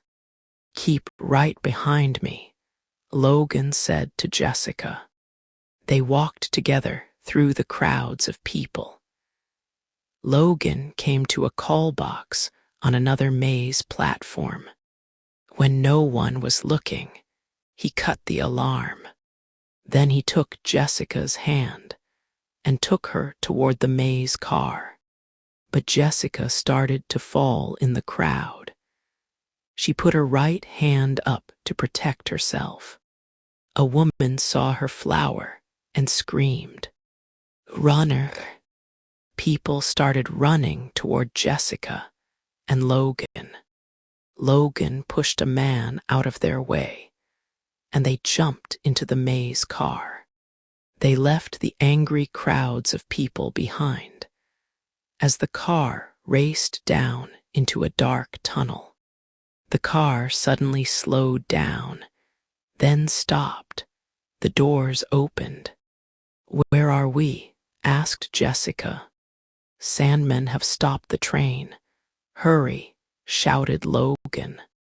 When they got out of the station, there were soldiers everywhere. Robot soldiers. Some were riding robot horses. They were in the middle of a war. Some robots were wearing blue coats, and some were wearing gray coats. It was the Civil War. Union robots were fighting Confederate robots. The air was filled with smoke. Jessica and Logan couldn't hear because of the noise of the guns. Jessica started to scream, but Logan put his hand over her mouth. Then Logan and Jessica saw the tourists. They were watching the fight and shouting with excitement. The Union robots were shooting across the river, trying to destroy the town of Fredericksburg on the other side. They wanted to get the Confederates out of Fredericksburg.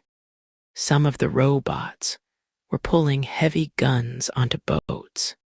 A loud computerized voice spoke to the crowds.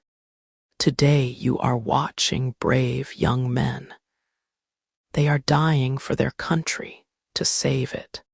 Watch this fight as it happened 254 years ago.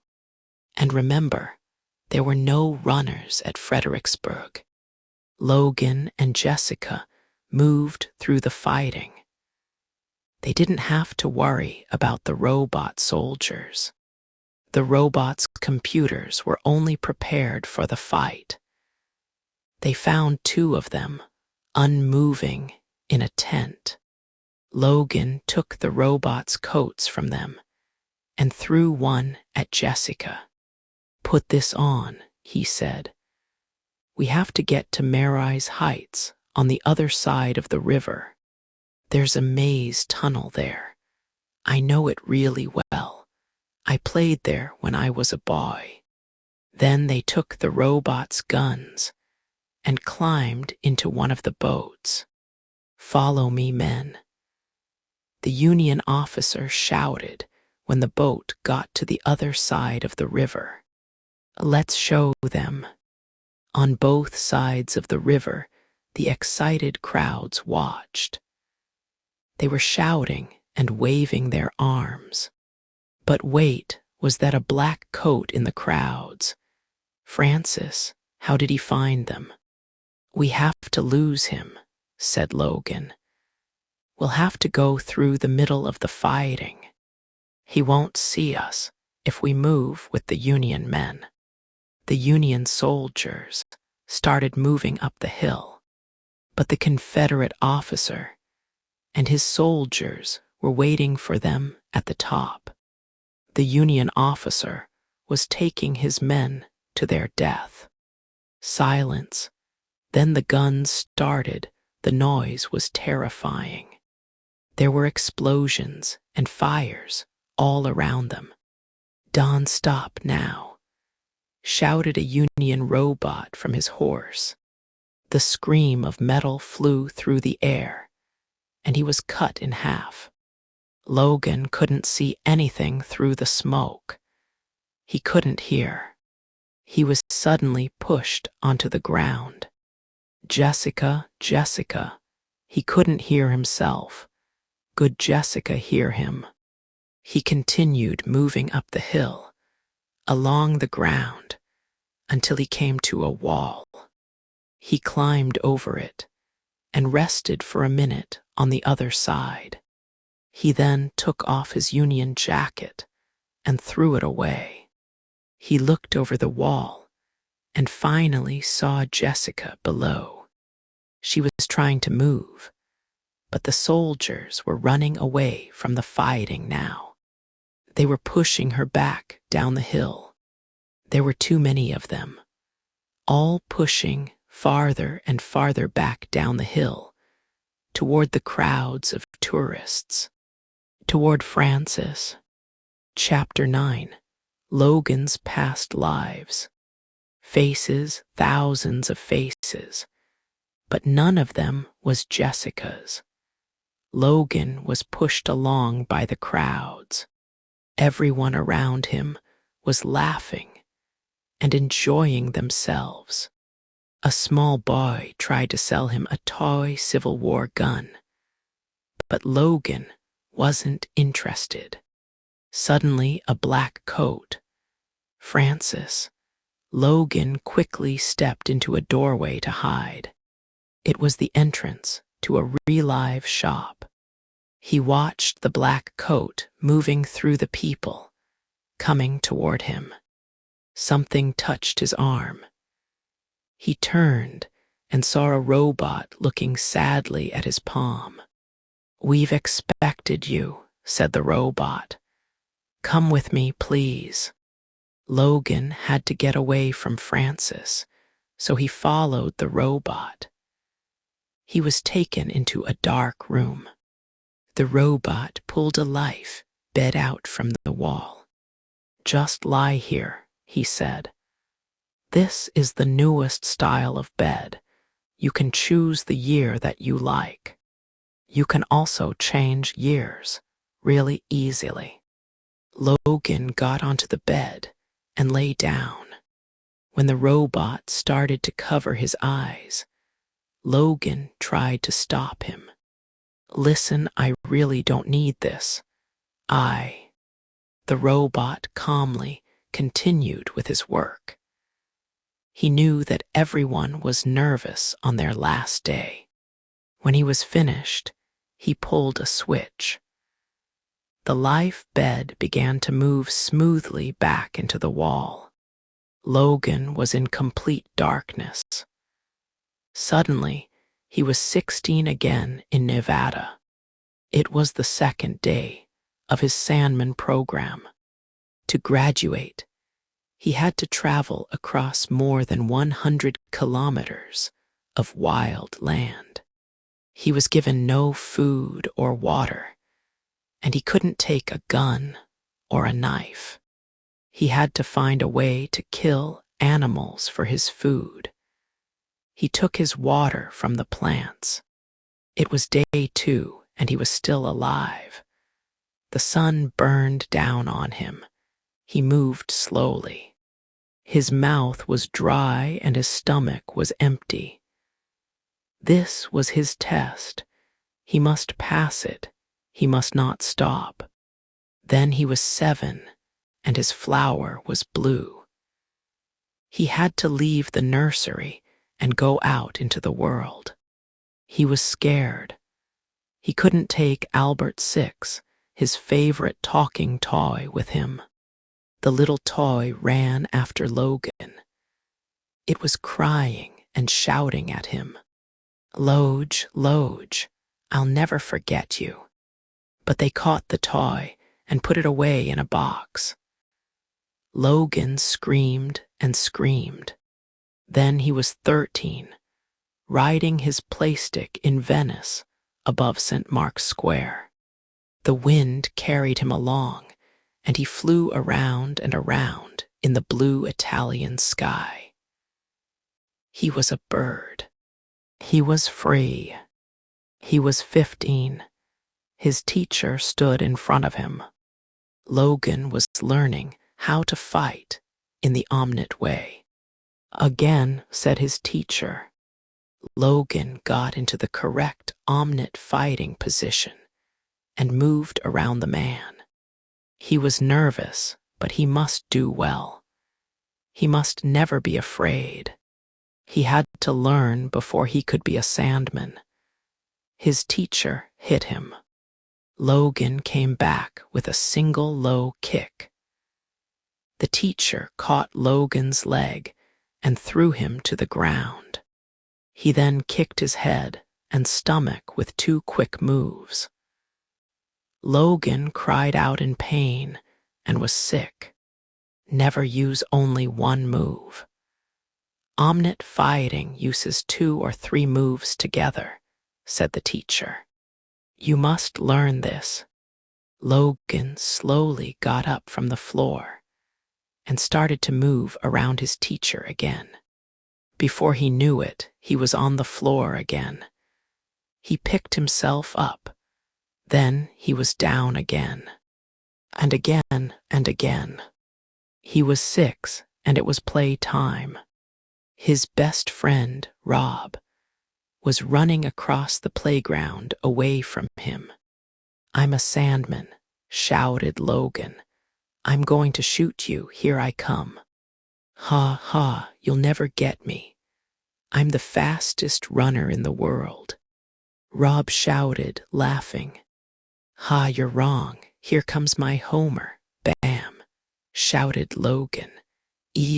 Rob didn't fall. He was running. "Ha ha, missed me," he shouted. "Did not," shouted Logan. "Did. Did not. A homer never misses. You're dead. A homer never misses. A homer never misses. A homer never." He was 9. He was on his way to meet his friend Jack. Some men stopped him. "Kiss my boot," said the largest man. The 4 men stood around him, waiting. Logan shook his head. The big man hit him hard, on the side of his face. "Do it," he said. Logan tried to back away, but they pushed him down. "I said kiss my boot. Then you can go," the man said again. Logan could feel the men's anger and violence. He kissed the man's boot. "Ah, this one's no fun. He can't even defend himself. Let's get somebody who has some fight in him." They left him lying there and walked away. They were laughing. "I'm not going to cry," Logan told himself as his eyes grew wet. Then he was one. His stomach was full. He was warm, clean, happy. "I must wake up, must find Jessica, must get up." Logan moved in his dark metal space. The relive wall made soft sounds as the electronic messages moved through it. He was 19 and a sandman. He and some other sandmen were on a weekend break in Alaska. They were in a nightclub. He felt proud in his black coat, with a beautiful girl by his side and the other sandmen around him. Good music, good times, perfect. He was 14, and his hand was suddenly red. Now he had to be an adult. Yesterday he was free and everything was easy for him. But now he had to work. But that was okay. He knew what he wanted to do. Now he could be what he wanted to be. He was 20 and chasing a runner. The girl was smart. She crossed the river to lose him. But now she was caught. There was a high wall stopping her. Logan walked toward her. She was trying to climb the wall, but she couldn't. She fell to the ground. He took out his gun and shot her with a homer. Then he stood there. He felt sick and empty. Why did she fight against sleep? And then he was 21. Suddenly, 21. His palm flower was changing from red to black. He was with Lilith, hanging from a tall building. He was running after Doc, fighting cubs in Cathedral. He was in Mali, with Whale's gun pointed at him. He was in hell, hearing Jessica's screams. Box was laughing. He was on the steps, in Crazy Horse Mountain. The watchman was waiting, and Francis was coming after them. He was watching Jessica's terrified eyes as Rutego poured hemodrome into her mouth. He was listening to his mother's voice in the love room. He was watching Jessica moving up the hill with the soldiers. And then Jessie was gone. Francis was outside, and the robot said, "Come with me." And, awake, the life bed moved slowly out of the wall and opened. Logan sat up and uncovered his eyes. He got off the bed quietly, so the robot didn't hear him. Then he went to the front door and looked out. Francis wasn't outside. He moved out into the crowds again. A police caravan was parked near him. Logan showed the policeman his right palm. "Can you help me?" he asked. "I'm happy to help a man on his last day," answered the policeman. "I don't have much time," said Logan. "A police caravan will be fast. Can I ride with you?" "Of course," answered the policeman, smiling. "Where to?" "Not far," said Logan. "I'm meeting someone on the other side of the fight over there." "Get in," said the policeman. The caravan went up through the smoke and noise and moved silently through the sky. "Great, isn't it?" said the policeman. "I come to Fredericksburg every year.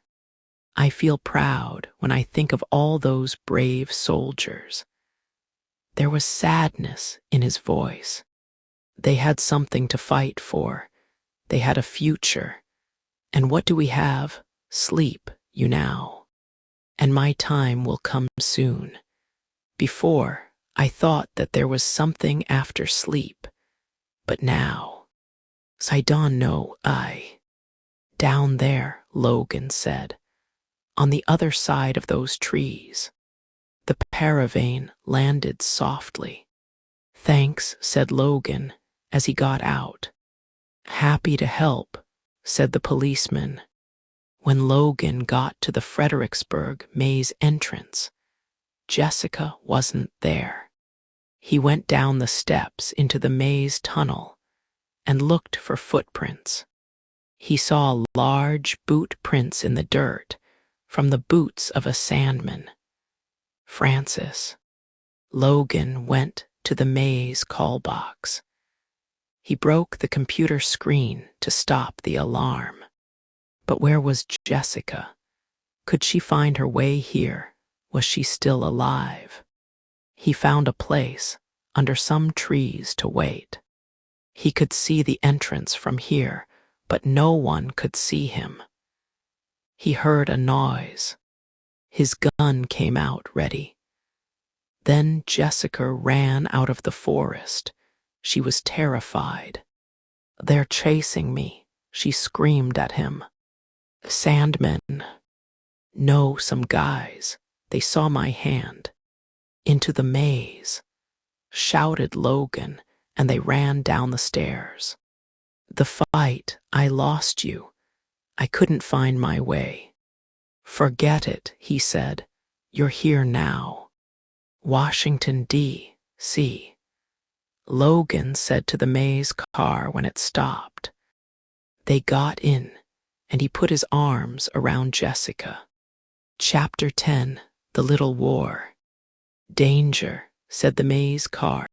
"This car must stop." Logan and Jessica got out, and Logan sent the car back down the maze tunnel. "We'll have to walk from here," he said. They could see why the car had to stop. The top of the tunnel was down, and the tunnel was in a complete mess. It was almost impossible to get through. After some time, they found a narrow walkway that was quite clear. They followed that until they found a way out. They came out on an empty station platform. Stanton Square. Logan and Jessica couldn't believe what they saw. This was Washington, D.C. It was completely wild. Strange plants grew everywhere. There were no people, but they could hear the sounds of animals and birds. It was very hot. Washington, D.C. was the place where the little war began. At that time, young people were angry. A new law stated the number of children that they could have. College students filled the streets. Their angry shouting often turned to violence. Cars and buildings were burned. The police were attacked when they tried to stop them. The president went on television to speak to the young. The world's population was almost 6 billion, and there wasn't enough food. The problems were getting worse every day.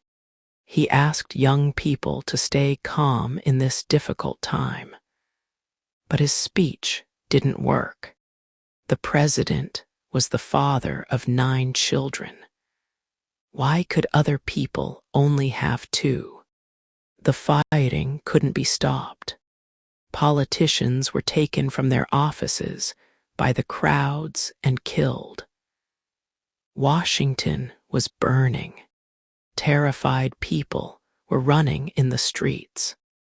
The roads out of the city were full of cars as people tried to escape. The police could do nothing. Soldiers were called to the city, but they were young too. They joined the young people and fought with them in the streets. The violence swept through the United States. Government workers escaped to save their lives. Offices were left empty. In 2 weeks, young people were the United States government. Washington, D.C.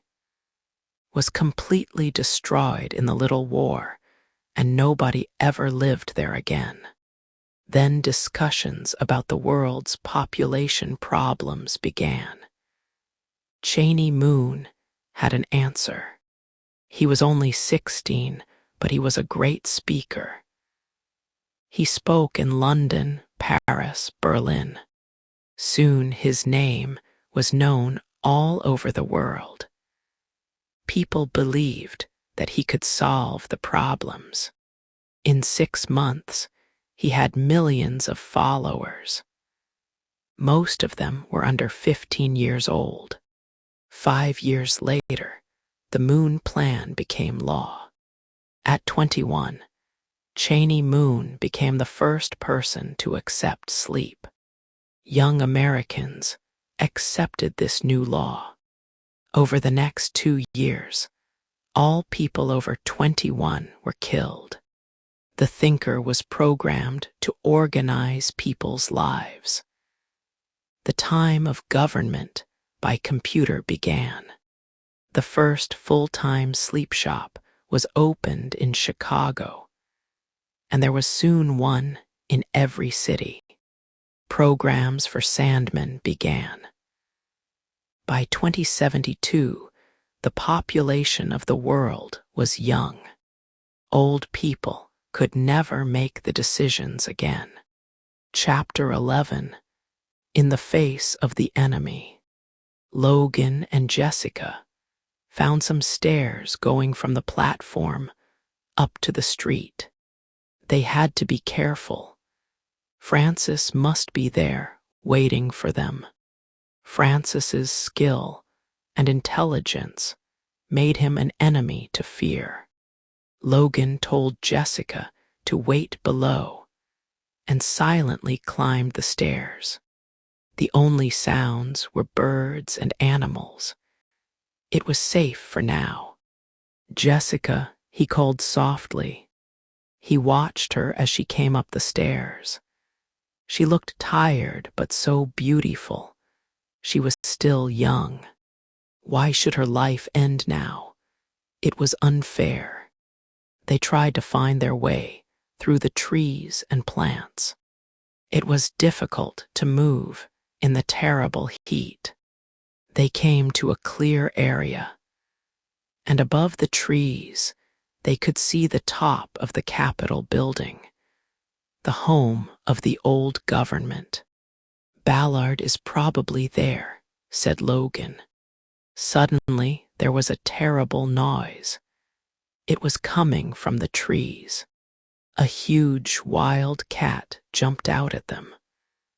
Logan shot the needler. It flew into the wild cat's back. The cat went crazy, turning around and around. Logan shot again, using vapor this time. A cloud of gas flew toward the animal and drove it away. When they finally got to the Capitol building, Jessica fell onto the steps. Her face and arms were cut and bloody. Logan helped her up and they went inside. Plants grew everywhere. The windows were broken and they couldn't see the floors through the dirt. They sat against the wall, too tired to speak. Jessica put her head on Logan's shoulder. It felt so good to rest. She didn't want to think, but they couldn't stay there long. It wasn't safe. Every time they heard a strange noise, they jumped. If Francis doesn't kill us, an animal will, said Jessica. What are we going to do?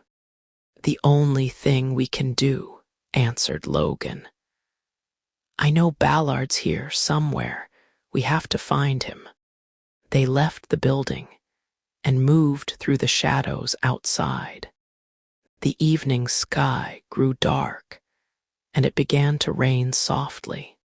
The rain became harder and harder until it was a violent storm. Jessica cried out, Ballard can't be here. No one can live in this place. Logan suddenly stopped. Listen, the cat, he's back. He took out his gun. He only had his Homer and a tangler left. A Homer wasn't any good for this, so he decided to try the tangler. They started moving again, as quietly as they could. They could hear the animal following them through the high grass. And then through the trees, Logan saw a light.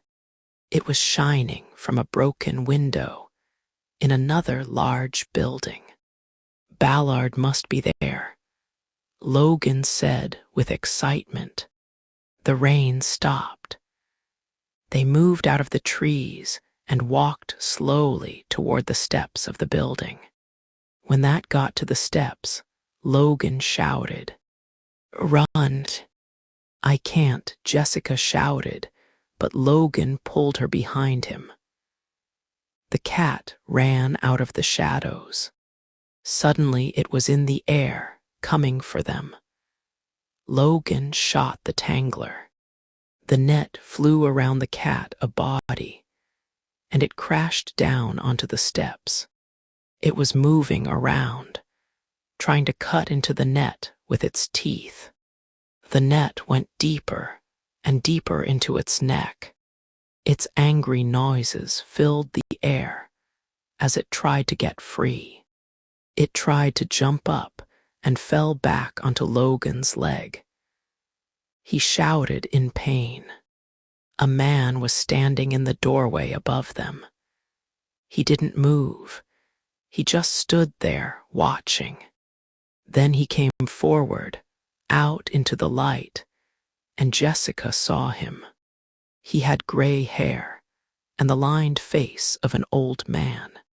Ballard, she shouted. He was very tall and dressed in dark blue. He didn't speak. He had a gun in his hand, but he didn't shoot. Kill it, shouted Jessica. He didn't look at Jessica. He didn't reply. Logan's gun lay on the steps. He walked over to it and kicked it away. Suddenly, the cat gave one last long cry and fell onto the steps, dead. Logan slowly pulled his leg out from under the animal. Ballard didn't help him. He just stood there, with his gun pointed at Logan. "What are you doing?" cried Jessica. "That animal almost killed him." Logan slowly got up, and Ballard's gun followed him. "You can shoot him. He's a runner," shouted Jessica. "He saved my life." "He's also Logan 3, a Sandman," answered Ballard calmly. His finger started to move. Jessica jumped at him and started hitting him. Ballard threw her from him, but Logan was already escaping. He ran into the building and tried to find a hiding place. Ballard shot at him, but missed. Logan had to do something. He felt in his pockets and found one last pack of muscle. His body was very weak now. This was dangerous, but he had to try. He felt the fire as the drug filled his body. He began shaking violently. He was huge. He filled the room. He moved easily toward Ballard. Nothing could stop him now. He calmly took Ballard's gun and pushed him outside. "Oh, Logan," Jessica cried when they came out. Logan could feel the drug leaving him now, but he looked strong. His eyes were on Ballard. "Tell him," said Jessica. "Tell him he's wrong. You're a runner just like me." "But I'm not," Logan answered. "I guess I never was. Ballard's right." The color left Jessica's face. "I'm going to kill you," said Logan. "I have to kill both of you." Logan looked at the red flower in Ballard's right hand. "I don't understand. You've lived 2 lifetimes, and the flower is still red. How have you done that?" "Okay, I tell you," Ballard answered with a small smile. "It can't make any difference now. Something went wrong in the nursery when I was born. There was a problem with the flower that I was given. I didn't realize until I was 21. It didn't change to black. I lived while others around me died. Logan stopped him. "That's all I needed to hear," he said. "I've always wanted to know." Then he turned and shouted, "Francis." Ballard turned to Jessica. "He's a Sandman. It's his life. He has to do this. But he never find the others, the runners in Sanctuary." "Then there really is a sanctuary?" Jessica asked him. "A place where people can grow old, have children, live together?" "Yes." "Francis, over here." Logan shouted again, but still there was no answer. "When you're dead," Logan said to Ballard, "it will be the end of Sanctuary." He lifted his gun. One shot from the Homer meant the end for both of them. "Goodbye, Jessica," he said softly. "I have to do this."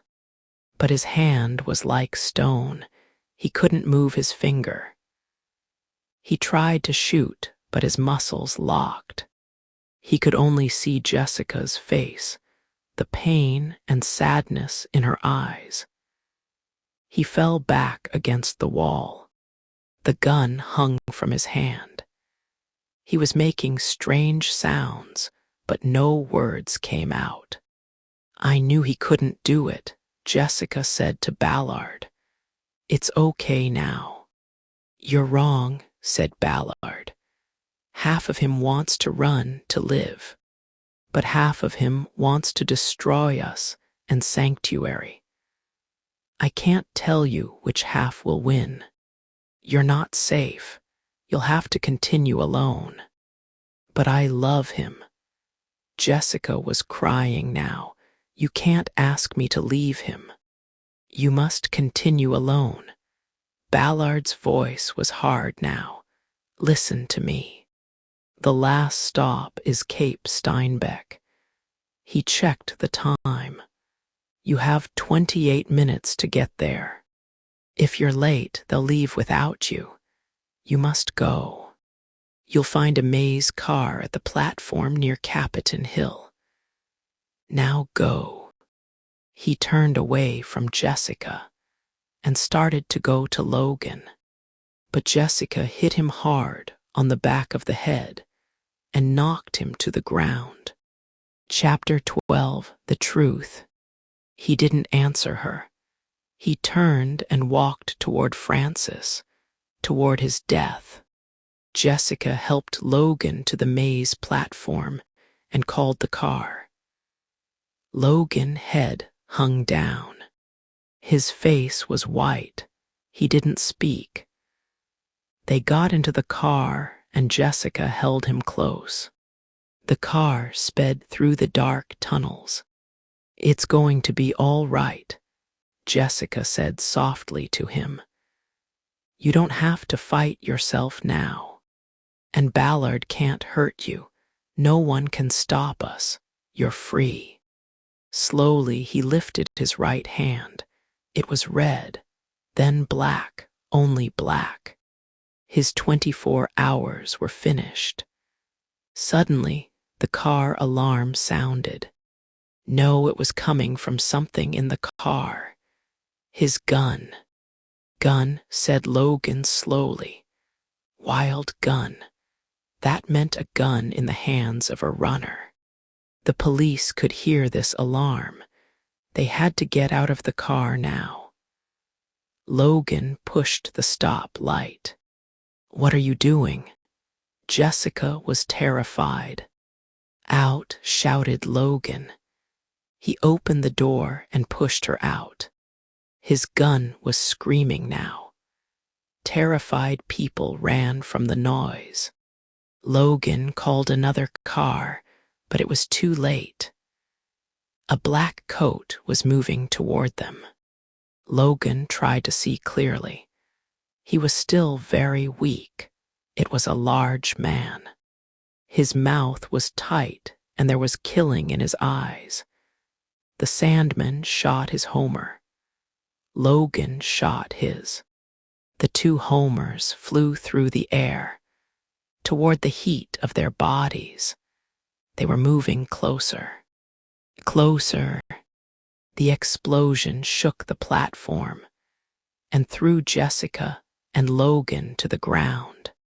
There was nothing left of the Sandman.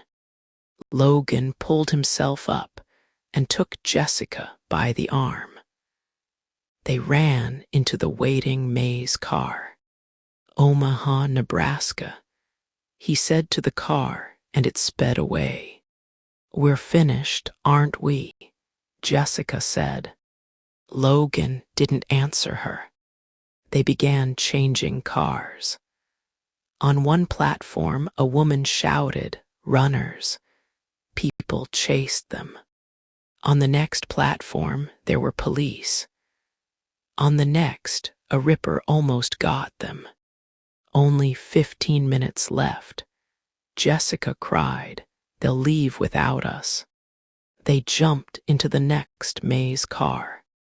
Pittsburgh, Logan said. The Steel City. Nobody lived there now. It was one huge, noisy, dirty machine. Maybe they could escape. The car door opened, and they were there in Pittsburgh. The air was filled with black smoke and the screams of steel production. The heat burned through them. Take off your shirt and put it over your mouth, Logan shouted to Jessica as they made their way through the smoke toward the next maze platform. When Logan and Jessica finally came out of the maze again, the sun was low in the Florida sky. The clouds were changing to red. Night was coming. Against this beautiful sky, they saw the ugly, empty buildings of Cape Steinbeck, a gray and lifeless place. This is sanctuary. Jessica looked around sadly. Logan looked around too. He couldn't see anyone, but he felt someone watching them. They began to walk toward the buildings. A loud, computerized voice spoke. "Stop. Give your names and numbers." Logan 3 to 1639. Jessica 6 to 2248. "Give the word," said the voice. "Sanctuary," said Logan. "This area is dangerous. Do not move past the entrance." "A guide will take you in," said the voice. It was difficult for Logan to stand straight. He was so tired. His body ached. He started to fall. "Do not move," the voice said. "A guide will meet you." A man walked slowly out of one of the buildings. As he got nearer, they could see his hard, angry face. "It took you a long time to get here," he said. "Now, follow me and don't make any more trouble. This place is dangerous, and you only have 7 minutes." They came to a huge building. Inside, they saw flight equipment and many large airplanes. As they went farther inside, they saw, at the very end, a huge passenger spaceship. Logan tried to understand. Cape Steinbeck was the United States Space Center. It was a dead area, like Cathedral, MOLLY, Washington, all stations on the Sanctuary line. There were no space flights these days, so the ships were out of use. But one passenger spaceship seemed ready to go. Was it waiting for them? Was Sanctuary in space? No one could live there. That was why Molly was built. Quickly, said the guide. They walked toward the waiting spaceship. Suddenly, Logan felt something. Something was wrong. He looked behind him and saw him. Dressed in black, he was coming toward them without hurrying. Francis, it had to be him. Then Jessica saw him too and started to cry. They were so close. Why now? Take her, Logan said, and pushed Jessica toward the guide. I'll try to stop him. The hard-faced guide said nothing. He reached out, took Jessica's hand, and pulled her forward.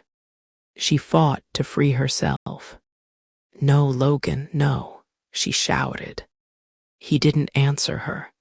He turned and walked toward Francis, toward his death. The ground felt like sand. It was difficult to move. He fell down, got up again, continued.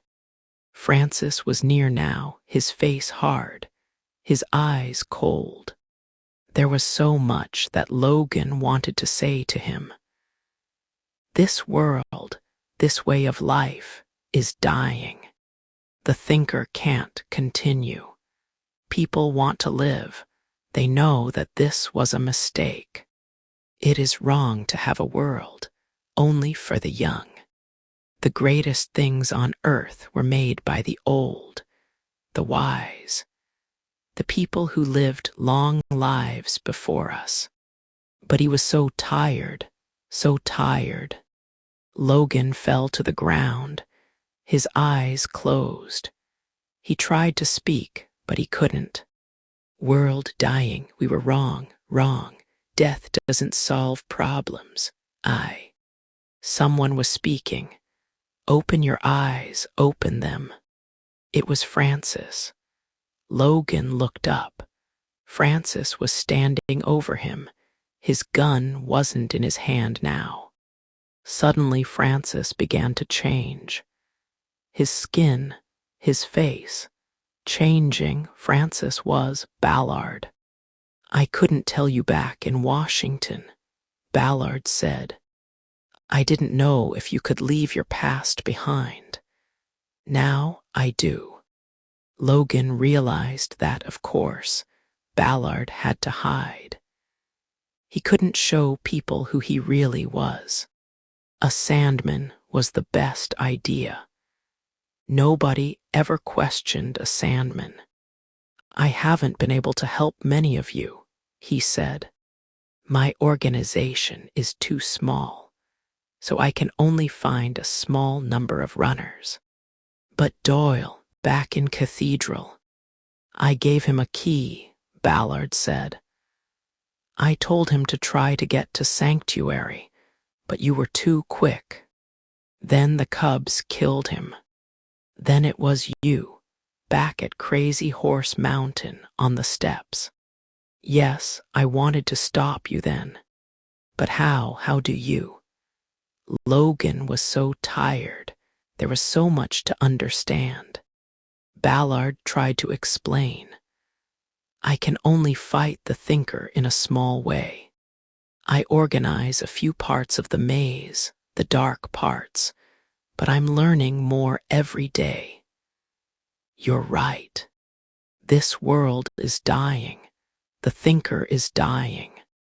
One day you and Jessica will be able to come back to a better world. I'm working for that. I'm doing what I can, but I have to be careful. I work mostly alone." "And Sanctuary, where is it?" Ballard was helping Logan toward the spaceship. "Argos," he answered.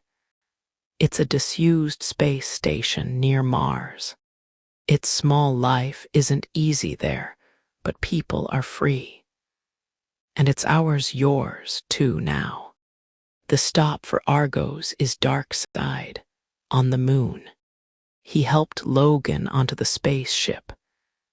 Jessica was there, waiting for him. "Jessica, Jessica, I love you." Jessica reached for him and helped him into a flight seat. A computerized voice started the countdown. 10 to 9 to 8. As the door was closing, Logan could see Ballard talking to the guide below. The spaceship began to shake. Jessica's mouth was moving, but Logan couldn't hear her above the noise. He felt the sudden movement of the huge ship and looked at Jessica again. She was smiling. He closed his eyes. Ballard watched the orange fire below the ship as it lifted into the sky. It moved faster and faster as it left the earth.